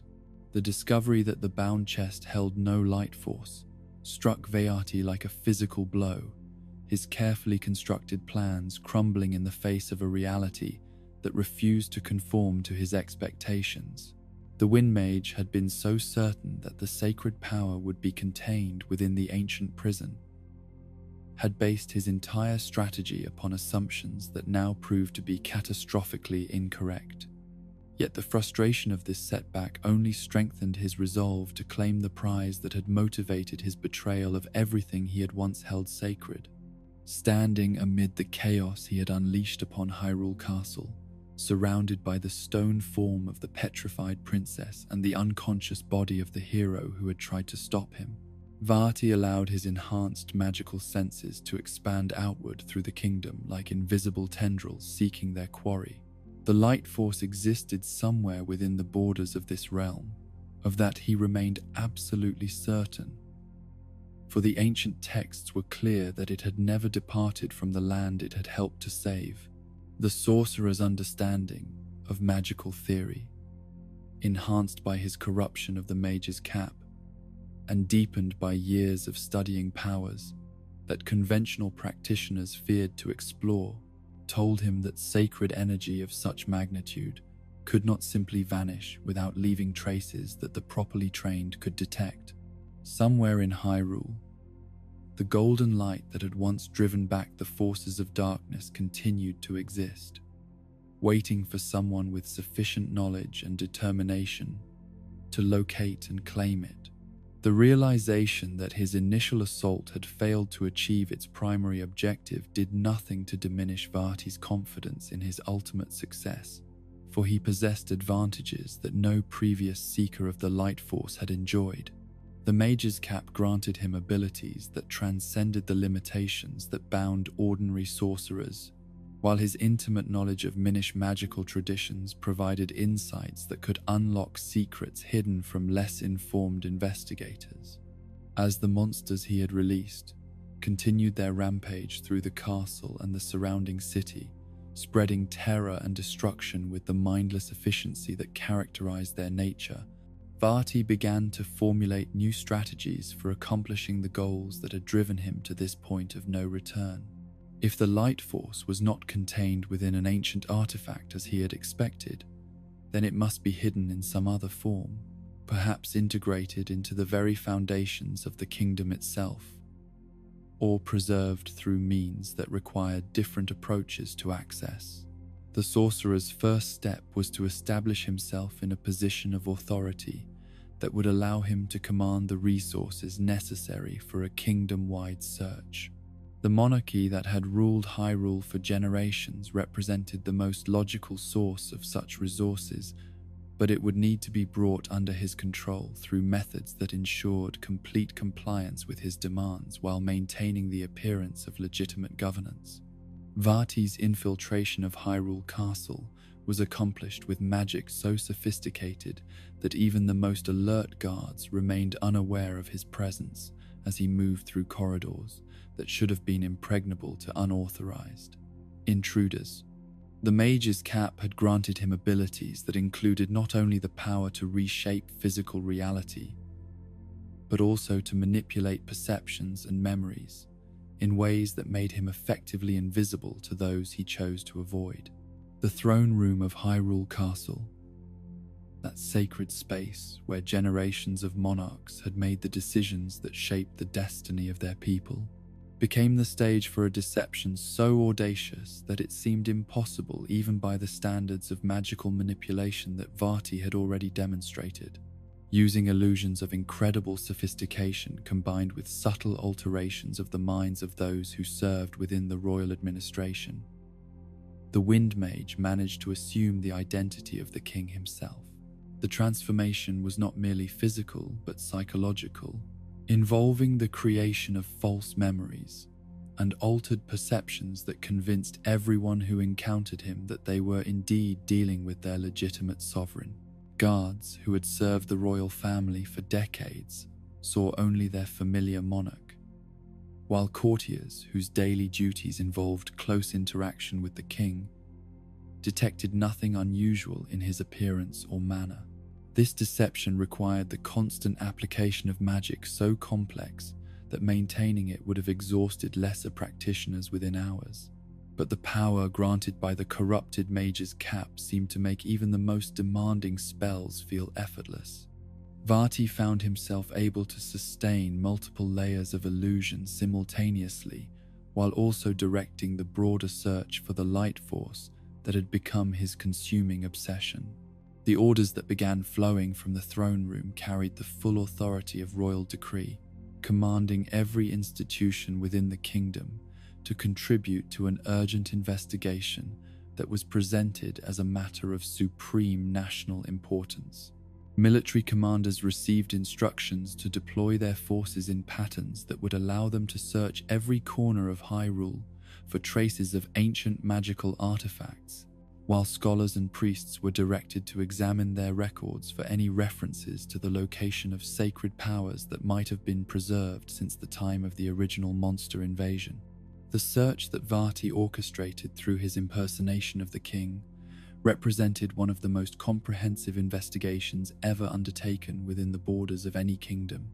involving thousands of individuals who had no idea that they were serving the ambitions of the very sorcerer who had brought catastrophe to their peaceful realm. Every village was visited by teams of investigators. Every ancient ruin was explored by scholars seeking hidden chambers. Every temple and shrine was examined for signs of concealed magical energies. Yet even as this massive effort proceeded with the efficiency that characterized Hyrulean administration at its finest, Vaati himself was not content to remain passive while others conducted the actual work of discovery. The disguised sorcerer used his position of authority to gain access to the most closely guarded secrets of the kingdom, including historical records that had never been shared beyond the immediate members of the royal family and their most trusted advisors. These ancient documents, preserved through centuries of careful stewardship and protected by spells that ensured their contents could not be altered or corrupted, contained information that gradually began to reshape Vaati's understanding of where the light force might be hidden. References to bloodline inheritance, mentions of powers that passed from generation to generation within the royal family, hints about sacred responsibilities that could only be fulfilled by those who carried the proper heritage within their very essence. The pattern that emerged from these investigations was both revelatory and frustrating, for it suggested that the light force had not been stored in any conventional location, but had instead been integrated into something far more complex and difficult to access than any physical artifact. The ancient texts spoke of the sacred power being preserved within the royal bloodline itself, passed down through generations as an inherited gift that would manifest when the need was greatest. This discovery transformed Vaati's understanding of his quest from a search for a hidden object to a hunt for a living vessel whose very existence had been concealed from all but the most privileged members of the royal inner circle. The light force was not waiting to be found in some forgotten chamber or buried treasure vault, but was carried within the body and soul of someone whose identity had been carefully protected through generations of secrecy. The realization that Princess Zelda, now transformed to stone through his own magic, might herself be the vessel he sought, filled Vaati with emotions that ranged from triumph to fury. The prize that had motivated his betrayal of every principle he had once held sacred had been within his reach during their confrontation at the bound chest, yet he had been ignorant of its true nature and had therefore failed to claim it when the opportunity presented itself. The petrified form of the princess, preserved in stone that held both body and consciousness in perfect suspension, suddenly took on new significance as potentially the most valuable prize in all the kingdom. If she indeed carried the light force within her bloodline as the ancient texts suggested,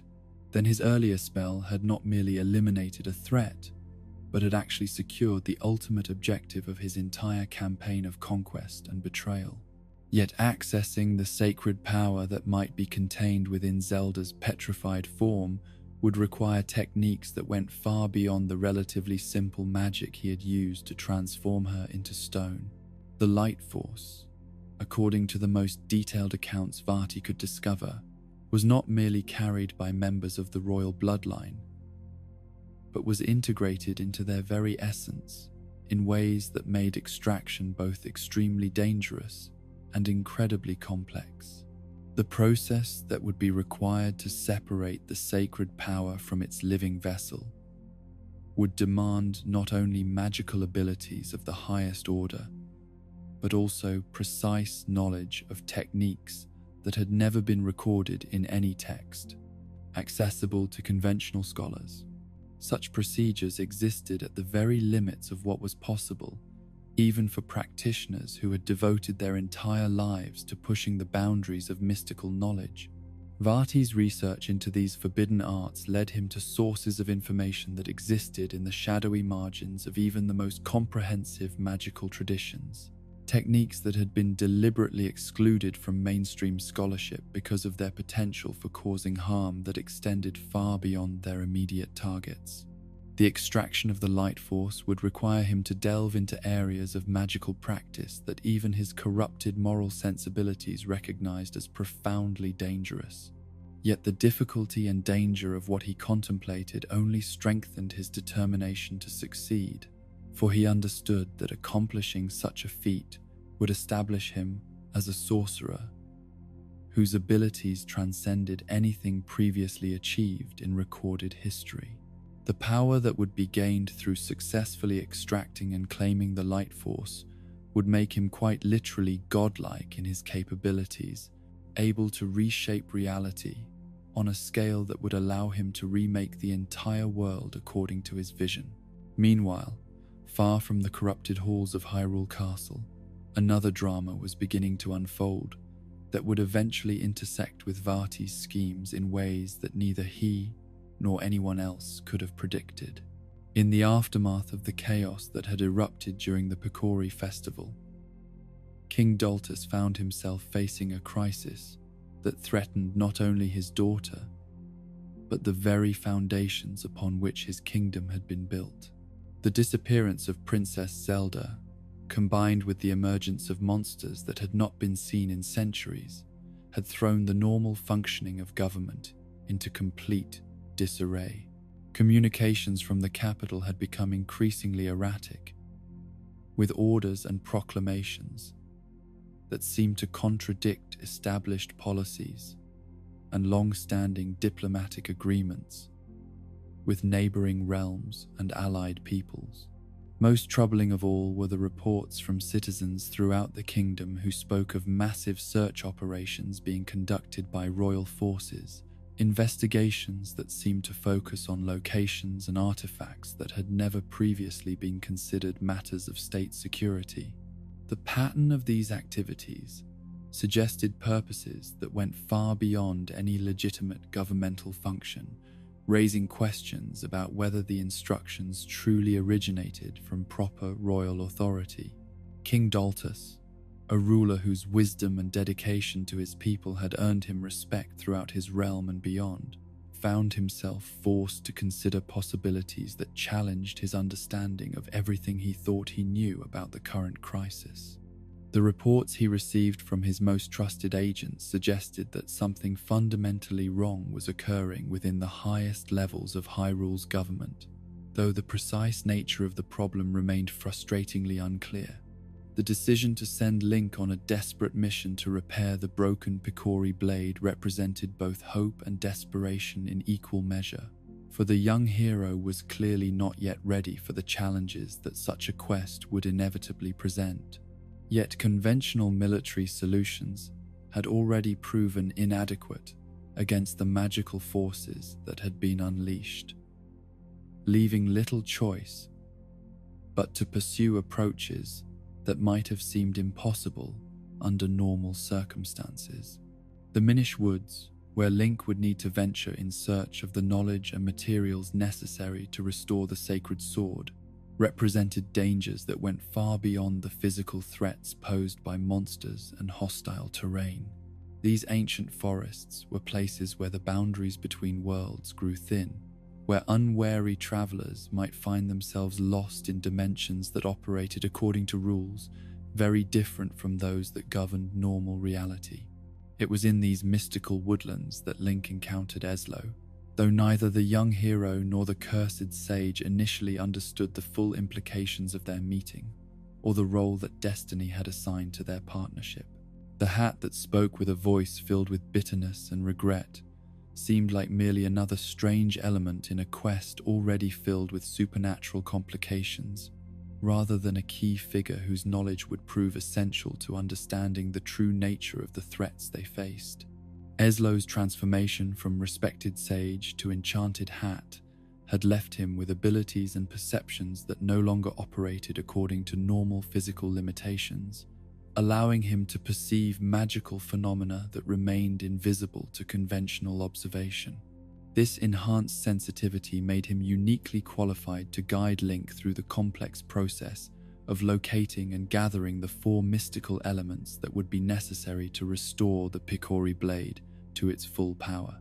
The quest for these elements would take the unlikely partnership across the full breadth of Hyrule, through regions that had been transformed by the monster invasion and magical corruption that followed Vaati's theft of the mage's cap. Each element existed in locations that presented their own unique challenges, requiring not only courage and skill, but also wisdom and understanding of magical principles that Link was only beginning to grasp. The first element awaited discovery in caverns deep beneath the earth, where ancient magic had crystallized into forms that could be harvested by those who possessed the knowledge and determination to navigate underground passages that had been sealed since the earliest days of the kingdom's founding. The second lay hidden in forests that had been twisted by supernatural influences, protected by guardians whose loyalty had been corrupted along with everything else they encountered. The third element could only be claimed from the peaks of mountains that touched the very heavens, in places where the air itself seemed charged with divine energy that both empowered and challenged those who dared to venture so far from the familiar territories of mortal habitation. The fourth and final element existed in ruins so ancient that their original builders had been forgotten by history, structures that predated even the earliest written records of civilized occupation in the region. Each successful recovery of these mystical components brought Link and Eslo closer to their goal of restoring the Picori blade, but it also brought them to the attention of forces that preferred the ancient weapon to remain broken and powerless. Vaati's network of spies and magical surveillance detected their progress, though the disguised sorcerer initially dismissed their efforts as unlikely to pose any serious threat to his own plans. The transformation of the broken blade into the mighty Force sword represented a triumph of both determination and magical craftsmanship that seemed to herald hope for the kingdom's eventual liberation from the darkness that had engulfed it. The weapon that emerged from the forging process was not merely a restored version of its original form, but something greater, imbued with powers that reflected both the mystical elements that had gone into its creation and the pure intentions of those who had worked to bring about its rebirth. Yet even as Link and Eslo celebrated this achievement, neither fully understood that their success had unknowingly played into Vaati's larger strategy. The creation of the Force Sword had required the opening of mystical pathways and the awakening of ancient energies that provided the sorcerer with the final clues he needed to locate the true repository of the light force he sought. The door that opened within the elemental sanctuary revealed stained glass windows whose images told the story that Vaati had spent months trying to piece together from fragments scattered across dozens of different sources. The light force was indeed carried within the royal bloodline, passed down through generations of rulers who had served as living vessels for the sacred power without ever fully understanding the magnitude of what they contained within their very essence. Princess Zelda, transformed into stone and held captive within the corrupted halls of Hyrule Castle, was revealed to be not merely a victim of Vaati's ambitions, but the ultimate prize, whose capture would allow him to claim the godlike power that had motivated his betrayal of every principle he had once held sacred. The quest that had begun with the theft of the mage's cap was about to reach its culmination in a ritual that would either grant the Wind Mage dominion over reality itself or destroy them all in the attempt. The stage was set for a confrontation that would determine not merely the fate of a single kingdom, but the balance between light and darkness, in a conflict whose outcome would echo through dimensions that mortal minds could barely comprehend. The revelation that Princess Zelda carried the light force within her very essence transformed Vaati's understanding of his quest from theoretical pursuit to imminent reality. The sacred power that had motivated his betrayal of everything he once held dear, now tantalizingly within his grasp. The stained glass windows of the elemental sanctuary had revealed truths that months of research and investigation had only hinted at, confirming beyond doubt that the petrified form waiting in Hyrule Castle contained the ultimate prize he sought. Yet even as triumph seemed assured, the Wind Mage understood that claiming the light force would require more than simply accessing his captive princess. The sacred energy that flowed through the royal bloodline was not merely carried within Zelda's physical form, but was integrated into her very soul in ways that made extraction both extraordinarily dangerous and incredibly complex, demanding techniques that pushed the boundaries of even his enhanced magical abilities. Vaati's return to Hyrule Castle took on the character of a conqueror, claiming his rightful domain, his footsteps echoing through corridors that had witnessed centuries of noble rule, but now served as the stage for ambitions that transcended anything previously conceived within their ancient walls. The disguise that had allowed him to command the kingdom's resources was no longer necessary, for he possessed the knowledge and confidence needed to claim his prize through direct application of the powers the Mage's Cap had granted him. The transformation of the great citadel from seat of benevolent governance to fortress of malevolent sorcery, began with spells that reached into the very foundations of the massive structure, corrupting stone and mortar, with magical energies that aligned the building's essential nature with its new master's dark purposes. Walls that had been built to protect and shelter became barriers designed to contain and imprison, while passages that had carried the sounds of celebration and ceremony now echoed with the whispers of ancient magics that had never been meant for mortal ears. The castle's inhabitants, from the highest nobles to the humblest servants, found themselves trapped within a nightmare that defied their understanding of what was possible in the world they thought they knew. Those who possessed the misfortune to witness Vaati's true form as he moved through the halls, spreading corruption and despair, discovered that their minds could not properly process the reality of what they were seeing, leaving them frozen in terror that transcended mere physical paralysis. Room by room, floor by floor, the ancient citadel succumbed to transformation that stripped away centuries of accumulated nobility and replaced it with an atmosphere of oppression that seemed to press down upon everything within its boundaries like a physical weight The very air grew thick and difficult to breathe, charged with malevolent energies that made even the simplest actions feel like struggles against invisible opposition. Vaati's magic reached beyond mere architectural transformation to encompass the castle's living occupants, weaving spells that turned flesh and bone into stone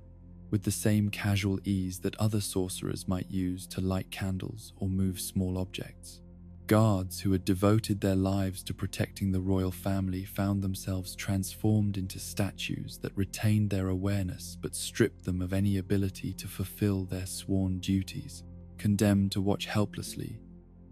as everything they had pledged to defend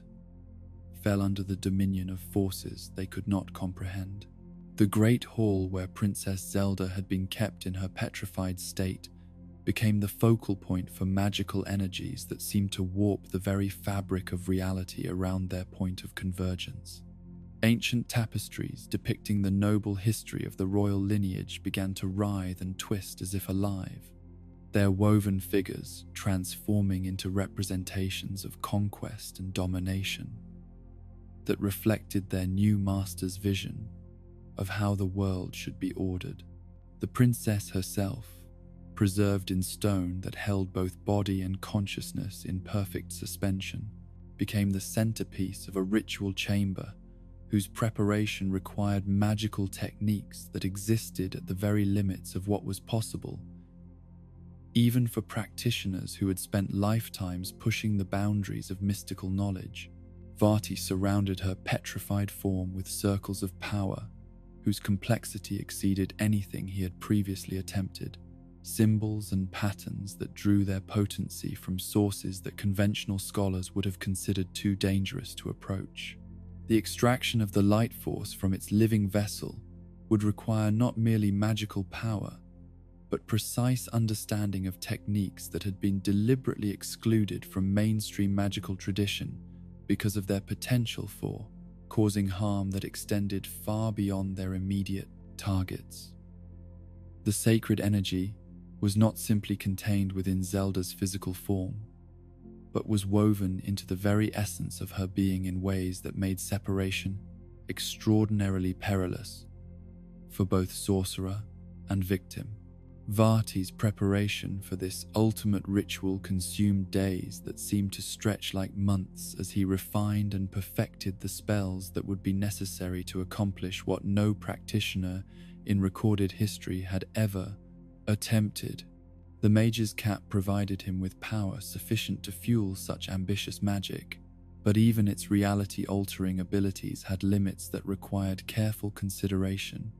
and strategic application to avoid catastrophic failure. The sorcerer's research into the theoretical foundations underlying his planned extraction ritual led him into areas of magical knowledge that existed in the shadowy margins of even the most comprehensive mystical traditions. Ancient texts written in languages that predated civilized writing, inscriptions carved into stones that had been old when the kingdom was young,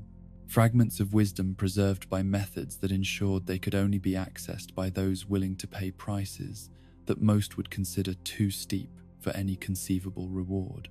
Each new insight gained through this forbidden research added layers of complexity to the ritual that Vaati was constructing,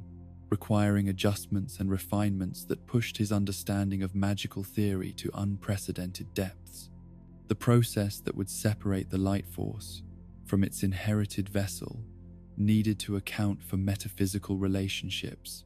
that transcended normal concepts of cause and effect, dealing with connections between soul and power that existed in dimensions barely accessible to mortal comprehension. Yet even as the final preparations neared completion and the moment of ultimate triumph approached, Vaati found his plans disrupted by the arrival of the very individuals whose quest had inadvertently provided him with the knowledge he needed to locate his prize. Link and Eslo's assault on the corrupted castle represented not merely an inconvenience, but a genuine threat to the delicate timing that the extraction ritual required. The hero's arrival at the base of Hyrule Castle revealed the full extent of the transformation that Vaati's magic had wrought upon the ancient citadel. What had once been a symbol of hope and justice, rising majestically from the surrounding landscape, had become something that seemed to exist partially outside normal reality. Its towers and battlements wreathed in energies that hurt the eyes to observe directly and challenged the mind's ability to process what it was seeing. The approach to the castle required Link and Eslo to navigate defenses that went far beyond conventional military fortifications, to include magical barriers that tested not only courage and skill, but also the fundamental strength of will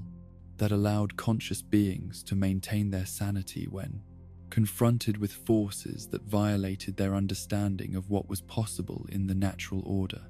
Corrupted guardians that had once served as the castle's protectors now stalked its halls and courtyards with predatory intent, their forms twisted by the same malevolent energies that had transformed their environment. These mechanical sentinels moved with purposes that no longer had anything to do with protection or defense, but instead focused on the elimination of any who might threaten their new master's dominion. The monsters that had been released from the bound chest during the Picori festival had found new purpose within the castle's corrupted halls,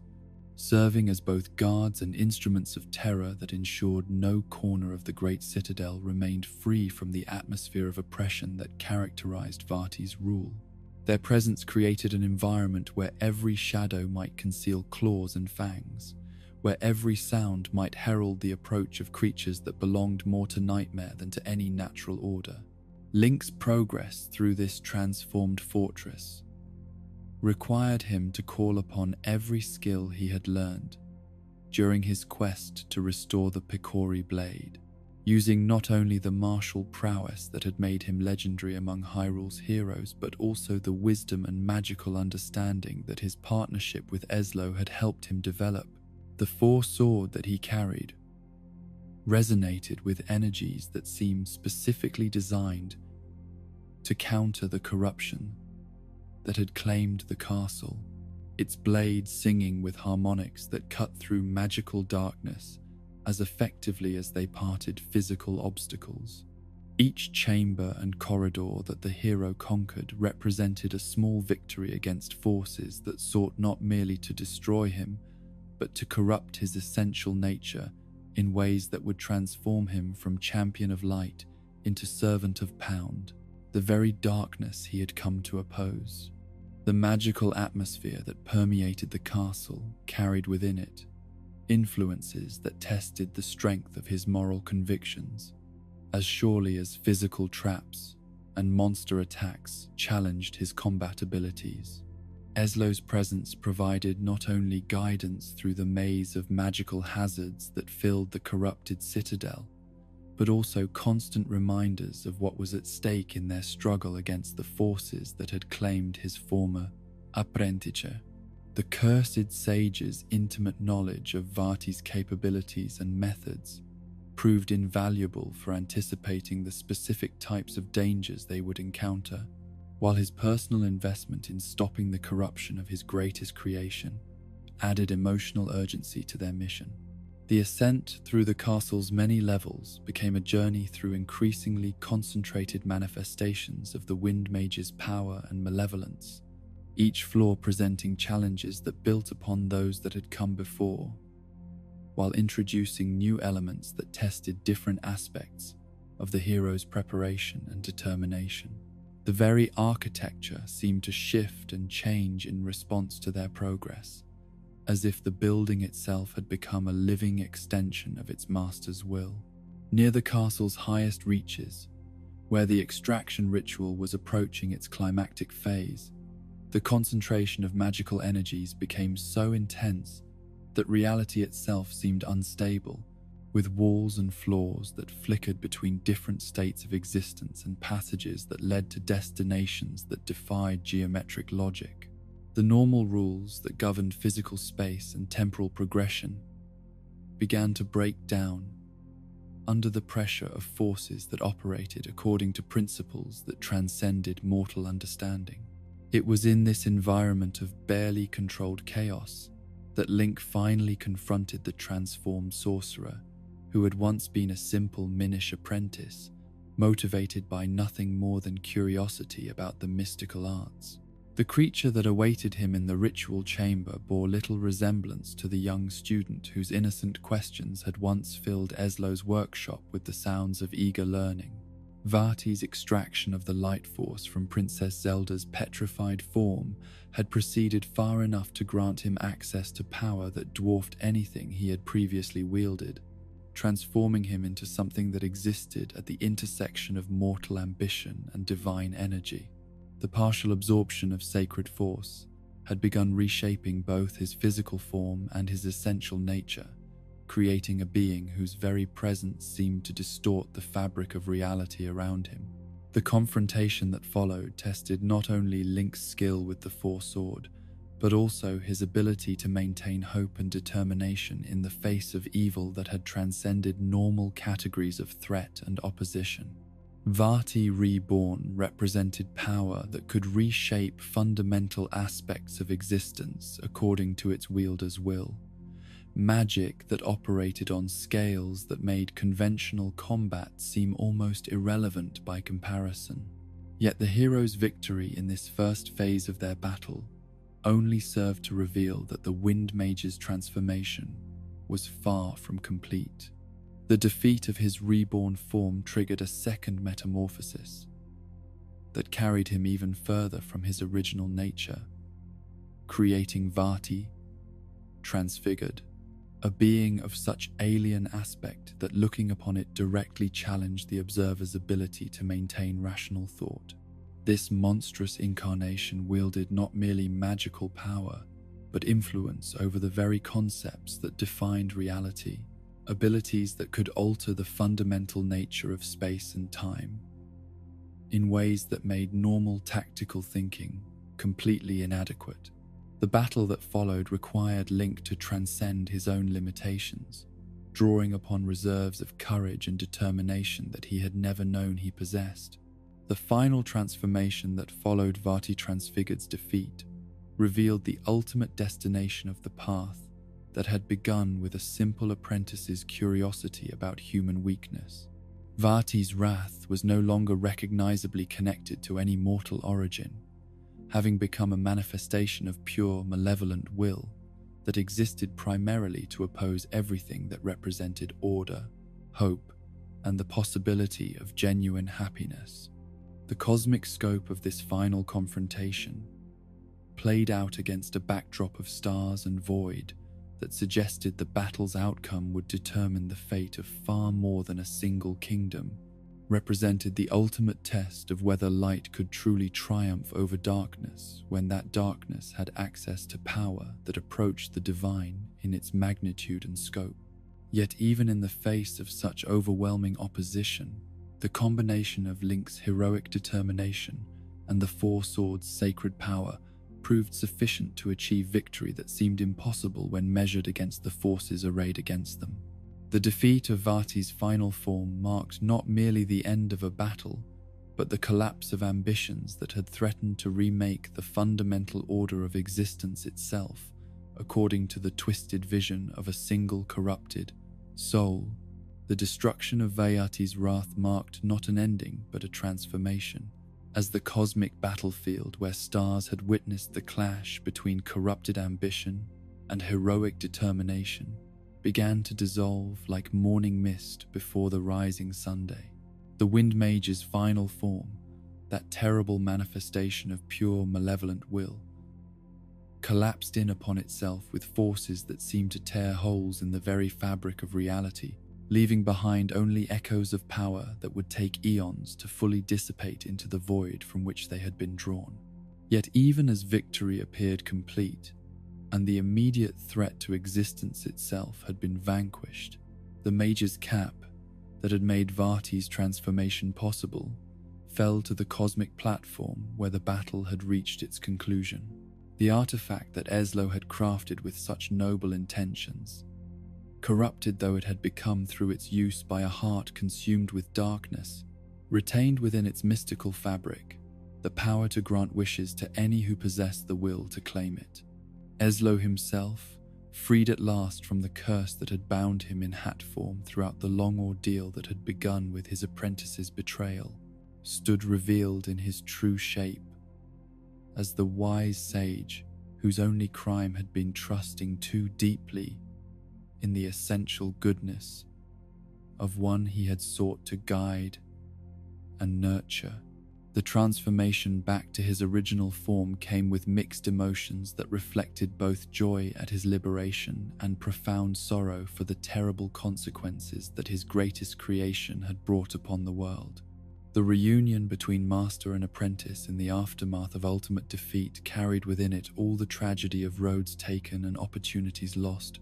of potential that had been perverted, and wisdom that had been rejected in favor of ambition that recognized no limits and acknowledged no responsibilities. Eslo looked upon the empty space where Vaati's final form had been destroyed and felt not satisfaction at justice achieved, but grief for the young Minish, whose innocent curiosity had been the beginning of so much suffering. The sage's explanation of what had occurred during the climactic battle served to illuminate not only the immediate events, but the deeper philosophical implications of power granted without wisdom and ambition pursued without moral constraint.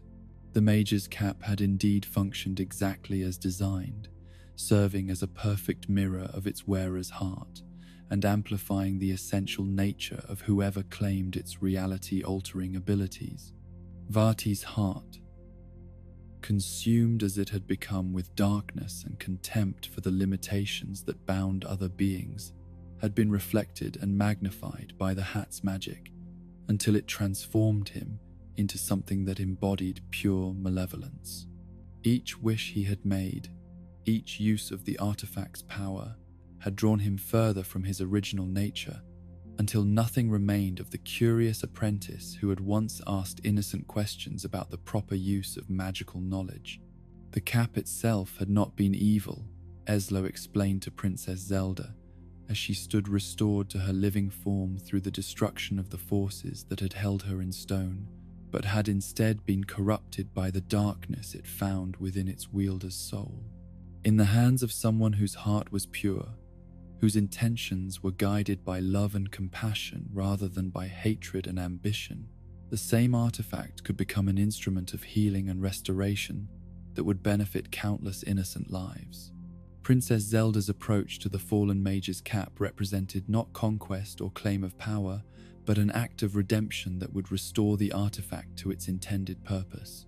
Her heart,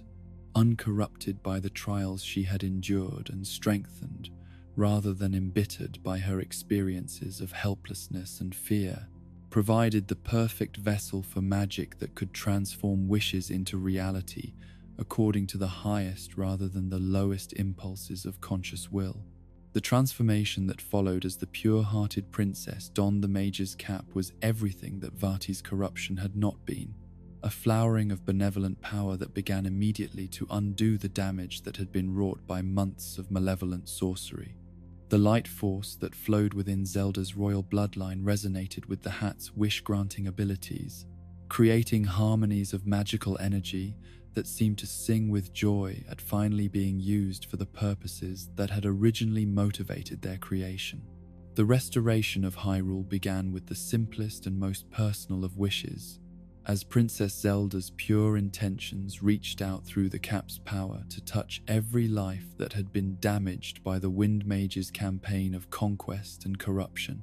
The stone forms of all those who had been petrified during Vaati's reign of terror began to crack and crumble, not with destruction but with the return of life and consciousness that had been held in magical suspension for so long. Guards who had been transformed into statues while defending their posts found themselves returned to flesh and blood with their honor intact and their dedication to duty undiminished by their ordeal. Servants who had been caught in the magical transformation of the castle discovered that their loyalty to the royal family had been strengthened rather than weakened by their experience of helplessness in the face of forces beyond their efforts. Understanding, The castle itself underwent a metamorphosis that reversed every corruption that Vaati's magic had inflicted upon its ancient stones and noble architecture.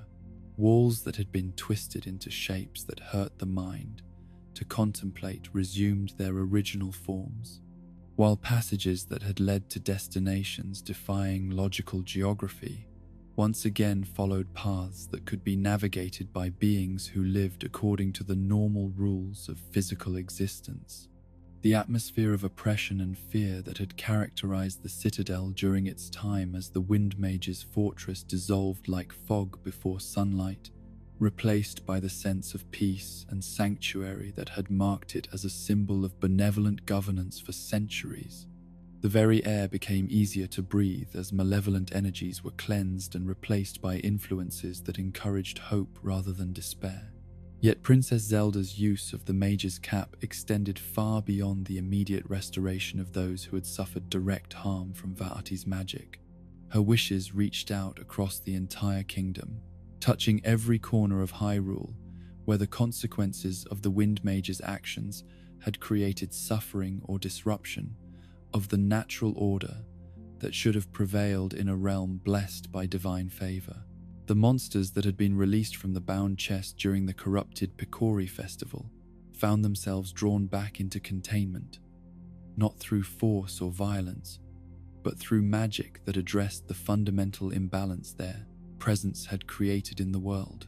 These creatures, which had never belonged in the mortal realm and had only appeared because of the breaking of ancient seals, were returned to whatever dimension had originally spawned them. Villages that had been damaged or destroyed during the chaos that followed the festival's tragic conclusion were restored to their former prosperity, with buildings that had been reduced to rubble rising again from their foundations, while fields that had been trampled or burned returned to the fertile productivity that had sustained their communities for generations. The people of Hyrule, who had endured months of uncertainty and fear as their kingdom seemed to slide toward chaos under the influence of forces they could not understand or oppose, found themselves awakening from what felt like a prolonged nightmare into a reality that was not merely restored but somehow improved by the trials they had endured. The magic that flowed from Princess Zelda's pure-hearted use of the Mage's Cap seemed to understand that true restoration required more than simply undoing damage that had been done. The kingdom that emerged from its ordeal was stronger and more unified than it had been before the crisis began, its people bound together by shared experiences that had revealed both their individual resilience and their collective capacity for supporting one another through the darkest of times. Yet even as miracles of restoration and healing spread across the land, like ripples from a stone dropped into still water, Princess Zelda understood that the artifact she wielded carried within it dangers that could not be eliminated through any amount of good intention. The Mage's Cap had served as a perfect mirror of Vaati's corrupted heart, and it would do the same for any future wearer whose essential nature contained darkness that power could amplify and transform into active malevolence. The decision to destroy the artifact that had caused so much suffering while simultaneously providing the means for healing and restoration was perhaps the most difficult choice that Princess Zelda had ever faced. The power to grant wishes according to the deepest desires of the heart represented capabilities that could address problems and injustices that conventional solutions could never touch. Yet it also carried within it the potential for corruption that had already been demonstrated with such terrible clarity. The destruction of the Mage's Cap was accomplished not through violence or rejection of its power, but through a final wish that the princess made with full understanding of what she was sacrificing for the greater good. Her pure heart, which had allowed the artifact to function as an instrument of healing rather than destruction, now guided its power toward the ultimate act of self-abnegation. The cap dissolved into motes of light that scattered on winds that seemed to blow from dimensions beyond the mortal world, carrying with them the last remnants of magic that had been crafted with the noblest of intentions, but had proven too dangerous to be allowed continued existence. The power that could grant any wish had been used to grant the wish that such power should no longer exist in forms that could be claimed by those who lacked the wisdom to use it properly. Eslo watched the destruction of his greatest creation with emotions that encompassed both sadness and relief, grief for the loss of knowledge and capabilities that had taken centuries to develop, combined with gratitude that the immediate threats posed by his artifact's existence had been permanently eliminated. The sage understood better than anyone the magnitude of what Princess Zelda had sacrificed in choosing to destroy rather than preserve power that could have been used for tremendous good in the right hands. Yet the wisdom that had guided the princess's decision was proven by the peace that settled over the kingdom in the immediate aftermath of the cap's destruction. The magical energies that had sustained Vaati's transformations and powered his reality-altering abilities had been dispersed harmlessly into the cosmic void, while the more subtle influences that might have tempted future seekers of power had been eliminated along with their source. The restoration of Hyrule was complete, but the memory of how close the kingdom had come to destruction would remain as a cautionary tale that would be passed down through generations of rulers who would need to make their own decisions about the proper relationship between power and responsibility. The Wind Mage's story would serve as a permanent reminder that the greatest threats to peace and justice often arose not from external enemies, but from the corruption of those who had been trusted with authority and influence. Link and Eslo's departure from the restored castle carried with it the satisfaction of duty fulfilled and evil defeated, yet also the melancholy understanding that victory had come at a cost that could be measured not only in lives lost and suffering endured, but in potential that had been forever corrupted beyond any hope of redemption. The young hero had saved the kingdom, but the kingdom he had saved was forever changed by the knowledge of how quickly innocence could be transformed into malevolence. The Minish sage's return to his hidden realm would be marked by a wisdom that had been purchased through tragedy, an understanding of the delicate balance between knowledge and responsibility that would guide his future work with apprentices who might be tempted to follow paths similar to the one that had led Vaati to his ultimate destruction.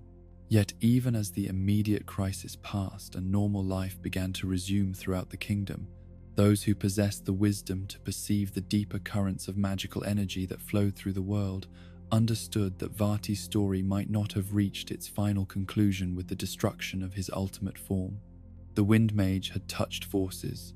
and achieved transformations that transcended normal concepts of life and death,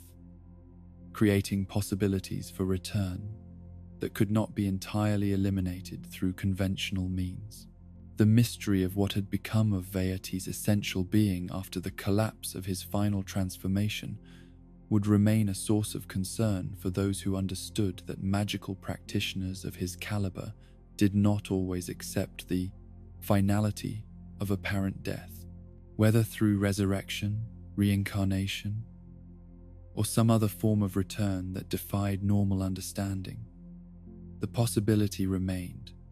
that the Wind Mage's ambitions might someday threaten the world once more. These concerns would prove prophetic in ways that none of the immediate survivors of the crisis could have predicted, for the forces that had been unleashed during Vaati's transformation had indeed created echoes and resonances that would eventually manifest in new forms of threat and challenge. The corruption that had consumed a simple apprentice's innocent curiosity would cast shadows across future generations, creating possibilities for evil that would require new heroes and new sacrifices to overcome. The peace that settled over Hyrule in the aftermath of the Mage's Cap's destruction was real and lasting, but it was also fragile in ways that reminded all who possessed the wisdom to perceive such things that vigilance against corruption and ambition could never be relaxed. The kingdom had been saved, but the price of that salvation included the eternal responsibility to guard against the emergence of new threats that might arise from the same fundamental weaknesses in mortal nature that had originally made Vaati's fall possible. The years that followed the destruction of the Mage's Cap and the apparent defeat of Vaati settled over Hyrule like a gentle blessing, bringing with them the kind of peace that allows kingdoms to flourish and their people to pursue the quiet happiness that comes from lives lived without the constant shadow of supernatural threat hanging over their daily activities. The scars left by the Wind Mage's reign of terror gradually healed, though they were never entirely forgotten by those who had witnessed the terrible ease with which corruption could transform even the most innocent beginnings into instruments of devastation and despair. Yet beneath the surface tranquility that characterized this golden age of recovery, forces moved that defied the normal understanding of life and death, resurrection and destruction. The magical energies that had sustained Vaati's final transformations had indeed been dispersed when his ultimate form collapsed in upon itself. But the essence that had driven those transformations proved more resilient than anyone could have anticipated. The Wind Mage's return from apparent annihilation came not through any conventional form of resurrection, but through processes that operated according to principles that transcended normal magical theory. Whatever remained of Vaati's consciousness after the destruction of his cosmic form had found ways to reconstitute itself that bypassed the limitations that should have made such a return impossible, drawing upon reservoirs of malevolent energy that had been accumulated during his time wielding the Mage's Cap's reality-altering power. This renewed manifestation of the sorcerer, who had once been a simple Minish apprentice, was different from his previous incarnations, in ways that reflected both the knowledge gained through ultimate defeat and the fundamental changes that such an experience had wrought upon his essential nature. The Vaati who emerged from whatever void had contained him possessed no memory of his origins among the Picori, no recollection of his time as Eslo's student, no trace of the innocent curiosity that had first set him upon the path toward corruption and ultimate evil. What remained was something that existed almost purely as an expression of hunger for power and dominion, stripped of the personal motivations and psychological complexities that had characterized his earlier manifestations. This incarnation of the Wind Mage represented malevolence in its most concentrated form, evil that no longer required justification or rational foundation but simply was, like a force of nature that brought destruction wherever it chose to manifest its influence. The Palace of Winds, that Vaati constructed as his new seat of power, was a testament to magical abilities that had been refined and concentrated by his journey through apparent death and supernatural resurrection. This aerial fortress defied not only gravity, but the normal relationship between space and structure, existing simultaneously in the physical realm and in dimensions that ordinary perception could not access. The palace floated above Hyrule like a malevolent star, its twisted spires and impossible architecture serving notice that forces beyond mortal understanding had once again claimed dominion over powers that should have remained forever beyond the reach of those who lacked the wisdom to use them responsibly. From this ethereal stronghold, the reborn Wind Mage began a campaign of terror that focused not on grand schemes of cosmic domination, but on the more immediate satisfaction of desires that revealed the essential emptiness at the core of his transformed being. The kidnapping of beautiful young women from across the kingdom represented not strategic planning in service of larger goals, but the expression of hungers that had been stripped of everything except their most basic and predatory impulses. These abductions served no purpose that could be understood through conventional analysis of military or political strategy, instead reflecting the psychological needs of a being who had retained power without retaining the fundamental humanity that should have guided its application.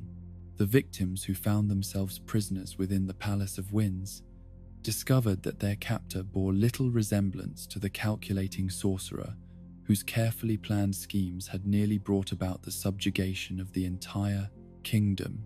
This incarnation of Vaati seemed driven by impulses that were both more primitive and more alien than anything that had motivated his previous manifestations, as if the process of resurrection had stripped away layers of personality and left only the most basic expressions of will and appetite. The terror that spread throughout Hyrule as news of these kidnappings became known was different from the fear that had characterized the Wind Mage's earlier reign, reflecting not concern about grand schemes that might reshape the fundamental order of reality, but horror at the realization that evil could exist and act without requiring any justification beyond its own existence. This was malevolence that made no promises about creating a better world and offered no philosophical framework to explain or rationalize its actions. The response to this renewed threat came not from the established institutions of the kingdom, which found themselves as helpless against these supernatural abductions as conventional military forces had been against the monsters released during the corrupted Picori festival, but from the emergence of a new hero whose identity remained shrouded in mystery, even as his deeds became the stuff of legend. This unknown champion, wielding a restored four-sword that resonated with the same sacred energies that had powered its predecessor, demonstrated abilities that suggested either training that exceeded anything available through conventional means, or a natural affinity for combat against supernatural opponents that bordered on the miraculous. The hero's skill in battle was matched by strategic thinking that seemed to anticipate the Wind Mage's tactics with precision that suggested intimate knowledge of his enemy's capabilities and limitations. The confrontation that followed, as this mysterious warrior made his way through the floating fortress toward its master, represented a collision between forces that embodied very different approaches to the eternal struggle between light and darkness. Where Vaati's power flowed from corruption and the perversion of noble intentions toward malevolent purposes, his opponent seemed to draw strength from sources that remained pure despite their tremendous magnitude. The battle itself transcended mere physical combat to become a contest between fundamentally incompatible visions of what consciousness should aspire to achieve. The Wind Mage fought with the desperate fury of a being who understood that defeat would mean not merely death, but the final dissolution of an identity that had been cobbled together from fragments of memory and will that should never have been able to sustain independent existence. His opponent's approach to combat reflected not desperate struggle, but the calm determination of someone who understood that victory was not merely possible, but inevitable, that forces aligned with genuine good possessed inherent advantages over those that drew their power from corruption and malevolence. The four swords sang with harmonics that seemed to cut through magical darkness as effectively as they parted physical obstacles, its blade carrying within its sacred metal the accumulated hopes and prayers of all those who had suffered under tyranny. The defeat of this incarnation of Vaati proved more decisive than his previous apparently final destruction, for the mysterious hero possessed knowledge or abilities that ensured the Wind Mage's essence would be contained rather than merely dispersed. The four-sword itself became the instrument of imprisonment, its sacred power creating bonds that would hold their captive not in some distant dimension but within the very weapon that had achieved victory over him. This imprisonment represented a form of justice that transcended simple revenge or elimination of a threat, creating instead a situation where the corrupted sorcerer would be forced to exist in close proximity to the very forces of light and purity that he had spent his existence opposing. The four-sword's sanctified metal became both prison and constant reminder of the fundamental emptiness of paths that led away from rather than toward genuine wisdom and compassion. The sealing of Vaati within the Four-Sword was accomplished through rituals that drew upon magical traditions stretching back to the earliest days of Hyrule's founding, techniques that had been developed specifically for containing entities whose power exceeded what conventional restraints could hold. The sword itself was transformed by this process, becoming not merely a weapon, but a sacred trust, whose maintenance would require vigilance that could never be relaxed. The responsibility for guarding this mystical prison fell to the royal family of Hyrule, whose bloodline connection to the Light Force made them uniquely qualified to detect any weakening of the bonds that held the Wind Mage captive. Generation after generation of kings and queens would need to maintain watch over the sealed sword, ready to respond to any sign that its supernatural prisoner might be attempting to break free. This guardianship represented more than simple duty, but constituted a form of sacred trust that connected each ruler to the fundamental principles underlying their authority. The Four Swords served as a constant reminder that power carried with it not just privileges, but responsibilities that extended far beyond the immediate needs of governance, encompassing obligations to future generations who would inherit the consequences of decisions made in the present. The decades that followed Vaati's imprisonment within the Four-Sword were marked by a prosperity and peace that seemed to validate the sacrifices that had been made to achieve this victory over supernatural evil. The kingdom flourished under rulers who understood that their authority ultimately derived from their willingness to serve as guardians against forces that threatened not just political stability, but the fundamental order that allowed civilization to exist.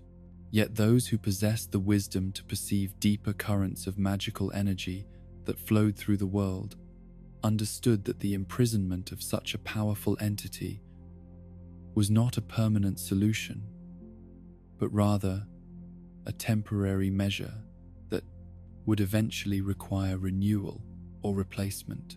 The bonds that held Vaati within the Four-Sword, though crafted with the finest techniques available to the kingdom's magical practitioners, were not proof against the slow erosion that time worked upon all things. The gradual weakening of these mystical restraints became apparent to those who possessed the sensitivity to detect such changes, long before the general population became aware that their security might once again be threatened by forces beyond their ability to comprehend or oppose. The royal family's private archives began to accumulate reports of subtle disturbances in the magical atmosphere surrounding the Four-Sword, anomalies that suggested their prisoner was testing the boundaries of his confinement. These early warning signs were accompanied by theoretical analyses from the kingdom's most learned scholars, treatises that examined the long-term prospects for maintaining the Wind Mage's imprisonment, and concluded that eventual escape was not merely possible, but inevitable, unless steps were taken to strengthen or replace the current containment system. The magical energies required to maintain such powerful bindings could not be sustained indefinitely, and the slow but inexorable process of decay would eventually create opportunities for the captive to regain his freedom.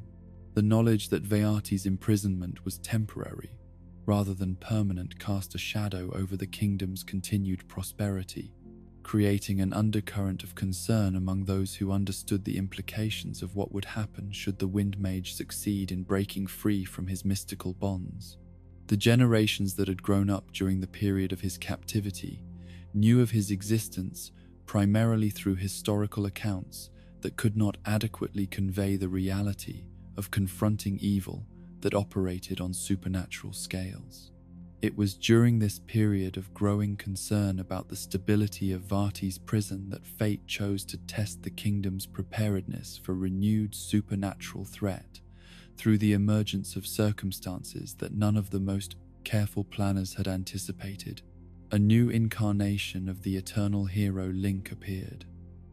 as such champions always did when darkness threatened to overcome light. But this hero's arrival coincided with that of a Princess Zelda, whose connection to her mystical heritage had yet to fully manifest. The timing of these reincarnations proved crucial when the magical seals containing the Wind Mage finally weakened to the point where his consciousness could once again influence events in the physical world. The disturbances that began to emanate from the Four-Sword were subtle at first, barely perceptible fluctuations in the weapon's normally stable magical emanations that might have been dismissed as insignificant variations,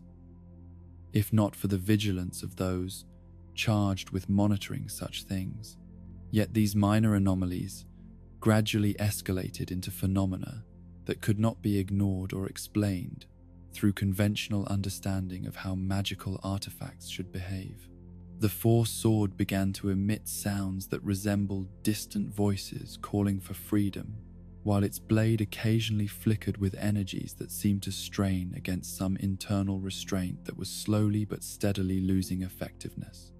The decision to examine the weakening seal more closely proved to be the catalyst that transformed gradual deterioration into immediate crisis. For the proximity of both Link and Zelda to the imprisoned Wind Mage created resonances that accelerated the breakdown of bonds that had been designed to contain him indefinitely. The magical forces that connected these legendary figures created feedback loops that pushed the ancient restraints beyond their ability to adapt and compensate. The moment when the Four-Swords prison finally failed was marked not by dramatic explosions or cosmic disturbances, but by a simple silence that fell across the chamber where the weapon had been kept. A sudden absence of the subtle magical emanations that had characterized its presence for so many generations. This quiet marked not peace, but the emergence of a threat that had spent decades planning and preparing for exactly this opportunity. Vaati's emergence from his long imprisonment brought with it all the malevolent power that had characterized his previous manifestations, but also a focused hatred that had been concentrated and refined by years of enforced proximity to the very forces of light and purity that he found most unbearable to endure. The Wind Mage who broke free from the Four-Sword was in some ways the same entity who had been imprisoned, but in others was something new and more dangerous, shaped by experiences that had added new dimensions to his capacity for evil. The renewed threat that Vaati represented was immediately apparent to those who possessed the sensitivity to detect supernatural dangers, but the general population of Hyrule had grown complacent during the long years of peace and security that had followed his original defeat. The kingdom that faced this returned menace was prosperous and well governed, but perhaps less prepared for supernatural conflict than it had been during the desperate times that had originally forged its people into a unity capable of withstanding such challenges. The Wind Mage's first act upon regaining his freedom was not the launching of some grand scheme of conquest, but the simple reclamation of Princess Zelda, whose capture represented both practical advantage and personal satisfaction for a being whose essential nature had been shaped by desires that transcended rational strategic planning. The abduction was accomplished with casual ease that demonstrated how little conventional defenses could accomplish against magical power of such magnitude. Yet this act of supernatural kidnapping also served to awaken forces that had been dormant during the long period of peace, triggering responses that would ultimately prove more effective than any defense that could have been prepared through conventional military planning. The hero Link's inevitable pursuit of the captured princess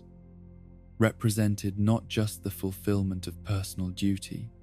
but the activation of cosmic principles that ensured light would always rise to meet darkness when the need was greatest. The palace that awaited this confrontation between eternal enemies had been transformed by its master's experience of imprisonment and release, becoming not merely a fortress, but a manifestation of concentrated malevolence that existed to express its creator's fundamental opposition to everything that suggested hope, beauty, or the possibility of genuine happiness. This was architecture as spiritual statement,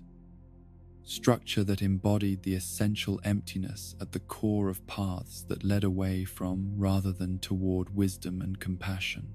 The final battle that would determine whether Vaati's return marked the beginning of a new age of terror or simply the last chapter in a story that had been too long in reaching its conclusion, would test not just the combat abilities of the hero who had come to challenge him, but the fundamental strength of forces that drew their power from service to others rather than from the domination of those too weak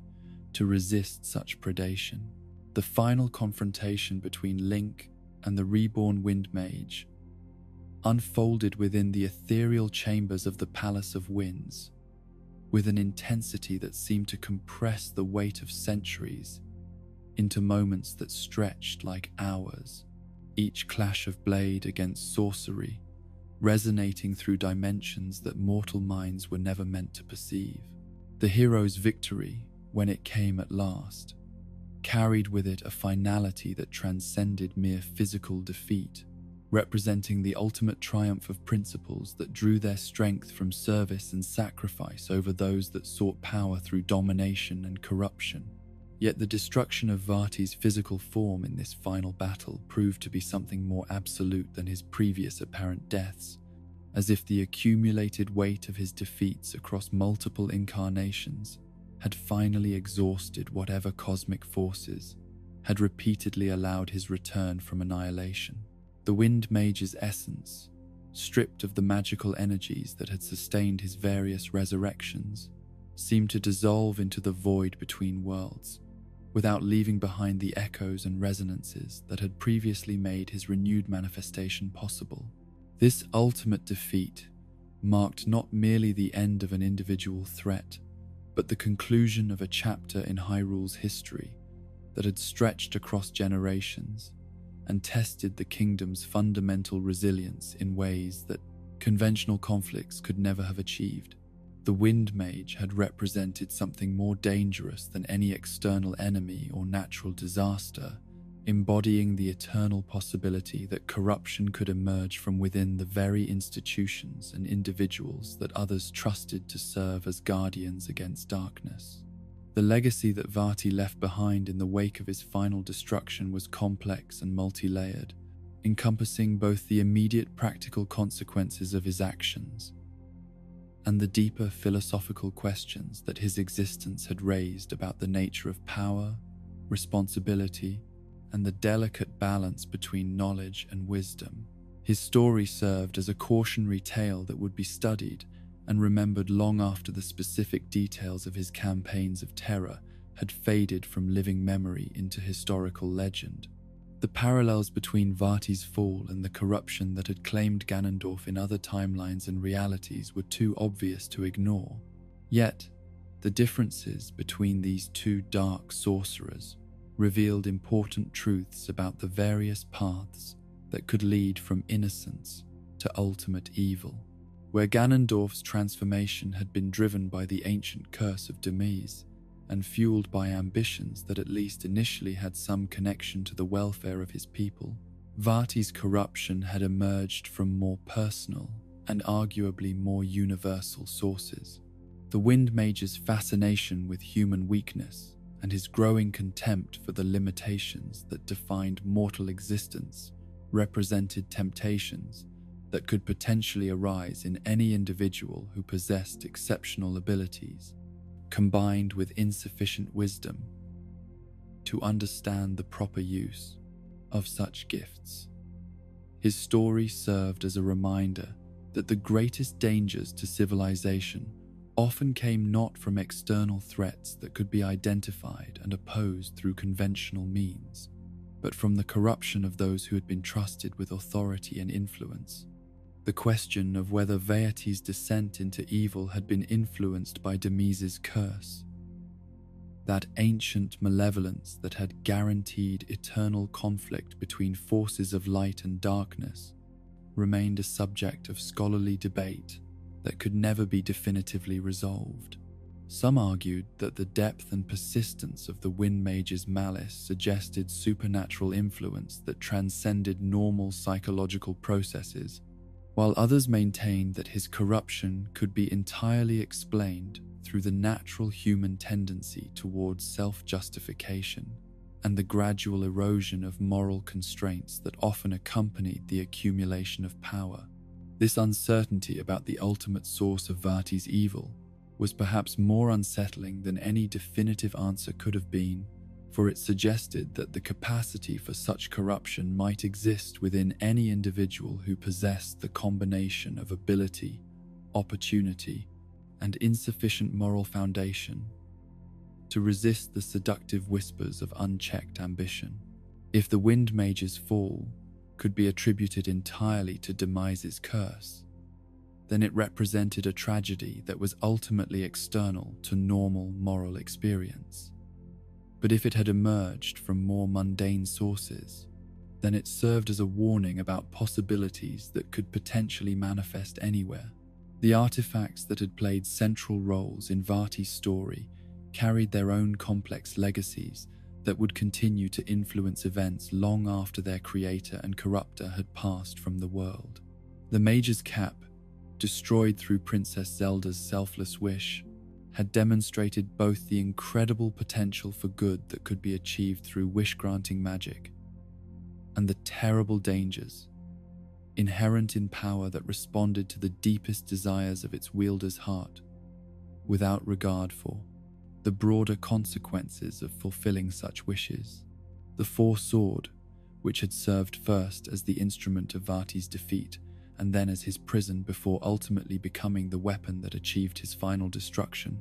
represented a different approach to the problem of containing and opposing supernatural evil. Unlike the Mage's cap, which amplified whatever nature it found in its user, the Four-Sword seemed to embody principles that actively supported good, while opposing corruption, making it a tool that was inherently aligned with the forces of light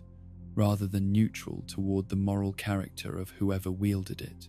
The light force itself, that golden power which had been the ultimate object of Vaati's ambitious schemes, had proven to be something far more complex and profound than a simple source of magical energy that could be claimed and directed according to its possessor's will. The sacred power that flowed through the royal bloodline appeared to be inextricably linked to concepts of service and sacrifice, responding to pure hearts, while remaining beyond the reach of those motivated primarily by selfish desires. These mystical artifacts and powers served as reminders that magic in its highest forms was not merely a tool that could be used for good or evil depending upon the intentions of its wielder, but something that possessed its own inherent character and tendencies that rewarded virtue while punishing vice. The universe itself seemed to be structured in ways that supported the ultimate triumph of light over darkness, though this support often required tremendous courage and sacrifice from those who served as instruments of cosmic justice. The impact of Vaati's story upon the Minish people themselves represented one of the most tragic aspects of his entire saga, for his actions had cast a shadow over an entire race whose contributions to Hyrule's welfare had previously been remembered only with gratitude and respect. The Wind Mage's corruption of gifts that had been intended as expressions of friendship and mutual support between peoples had transformed the very concept of Minish magical assistance into something that could inspire suspicion and fear. The relationship between the tiny folk and the larger inhabitants of Hyrule was forever changed by the knowledge that even the most benevolent intentions could be perverted to serve malevolent purposes if they fell into the wrong hands. The trust that had previously characterized interactions between the two peoples could never again be quite as simple or uncomplicated as it had been before one of the Minish had demonstrated the capacity for evil that rivaled anything produced by the larger races.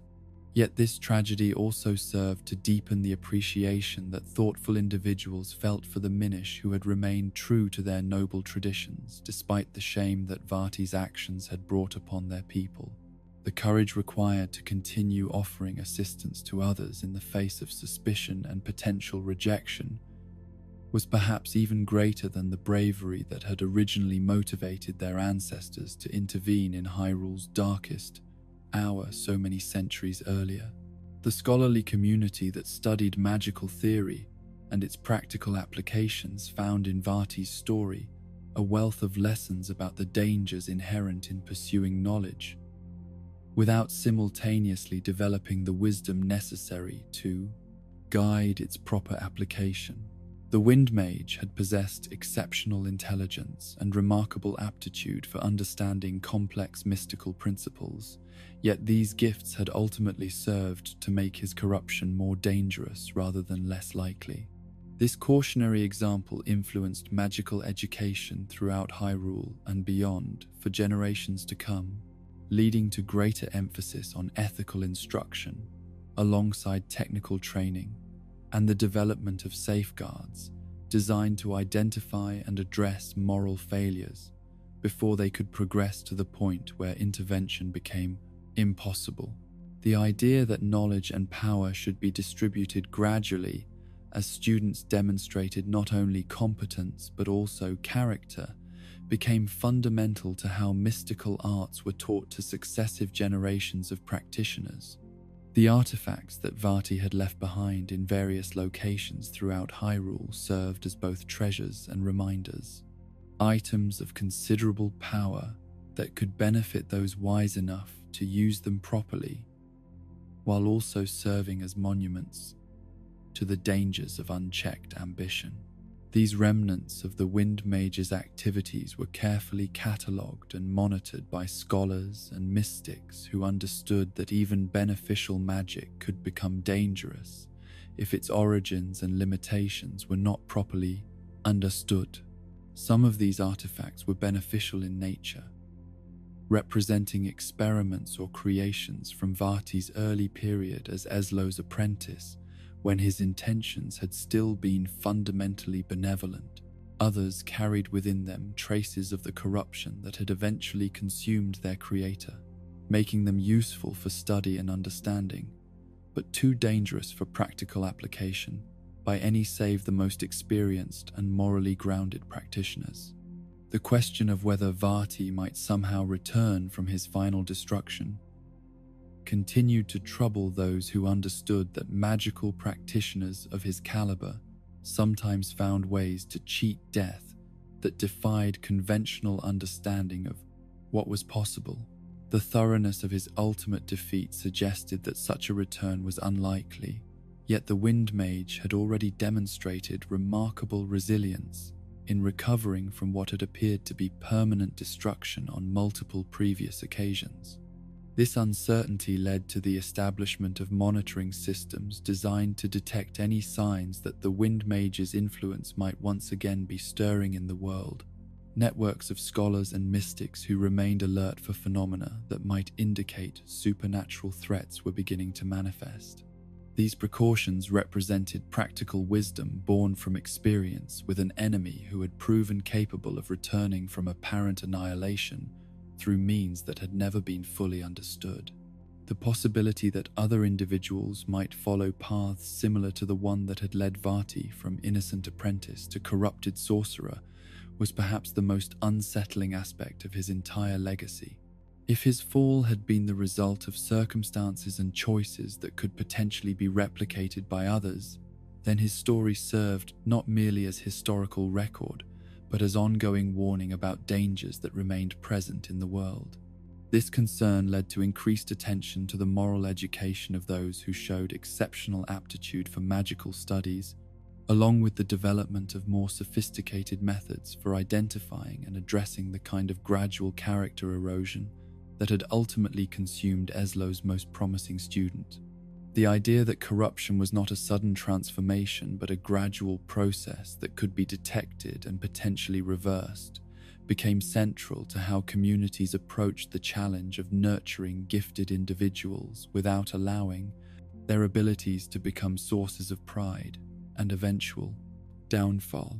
The speculation that Vaati might somehow manifest again in future ages, perhaps in forms that would be difficult to recognize or oppose through conventional means, added an element of ongoing vigilance to the celebrations of his defeat. The peace that his destruction had brought to Hyrule was real and lasting,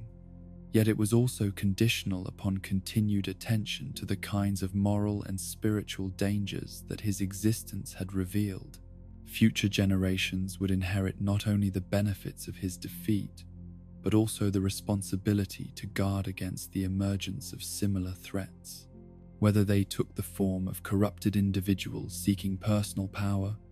or broader social movements that justified harmful actions through appeals to supposedly noble goals. The Wind Mage's story would serve as a permanent reminder that the price of peace and justice was eternal vigilance against the subtle forms of corruption that could emerge even from the most unexpected sources. The ultimate legacy of Vaati the Wind Mage was thus not merely his destruction, but the wisdom that could be gained from understanding how innocence could be transformed into malevolence and how such transformations might be prevented in the future. His story would echo through the ages as both warning and guide, helping future generations to navigate the delicate balance between knowledge and wisdom, power and responsibility, ambition and service, that would always define the choice between light and darkness, in a universe where such choices carried consequences that could reshape the very foundations of reality itself.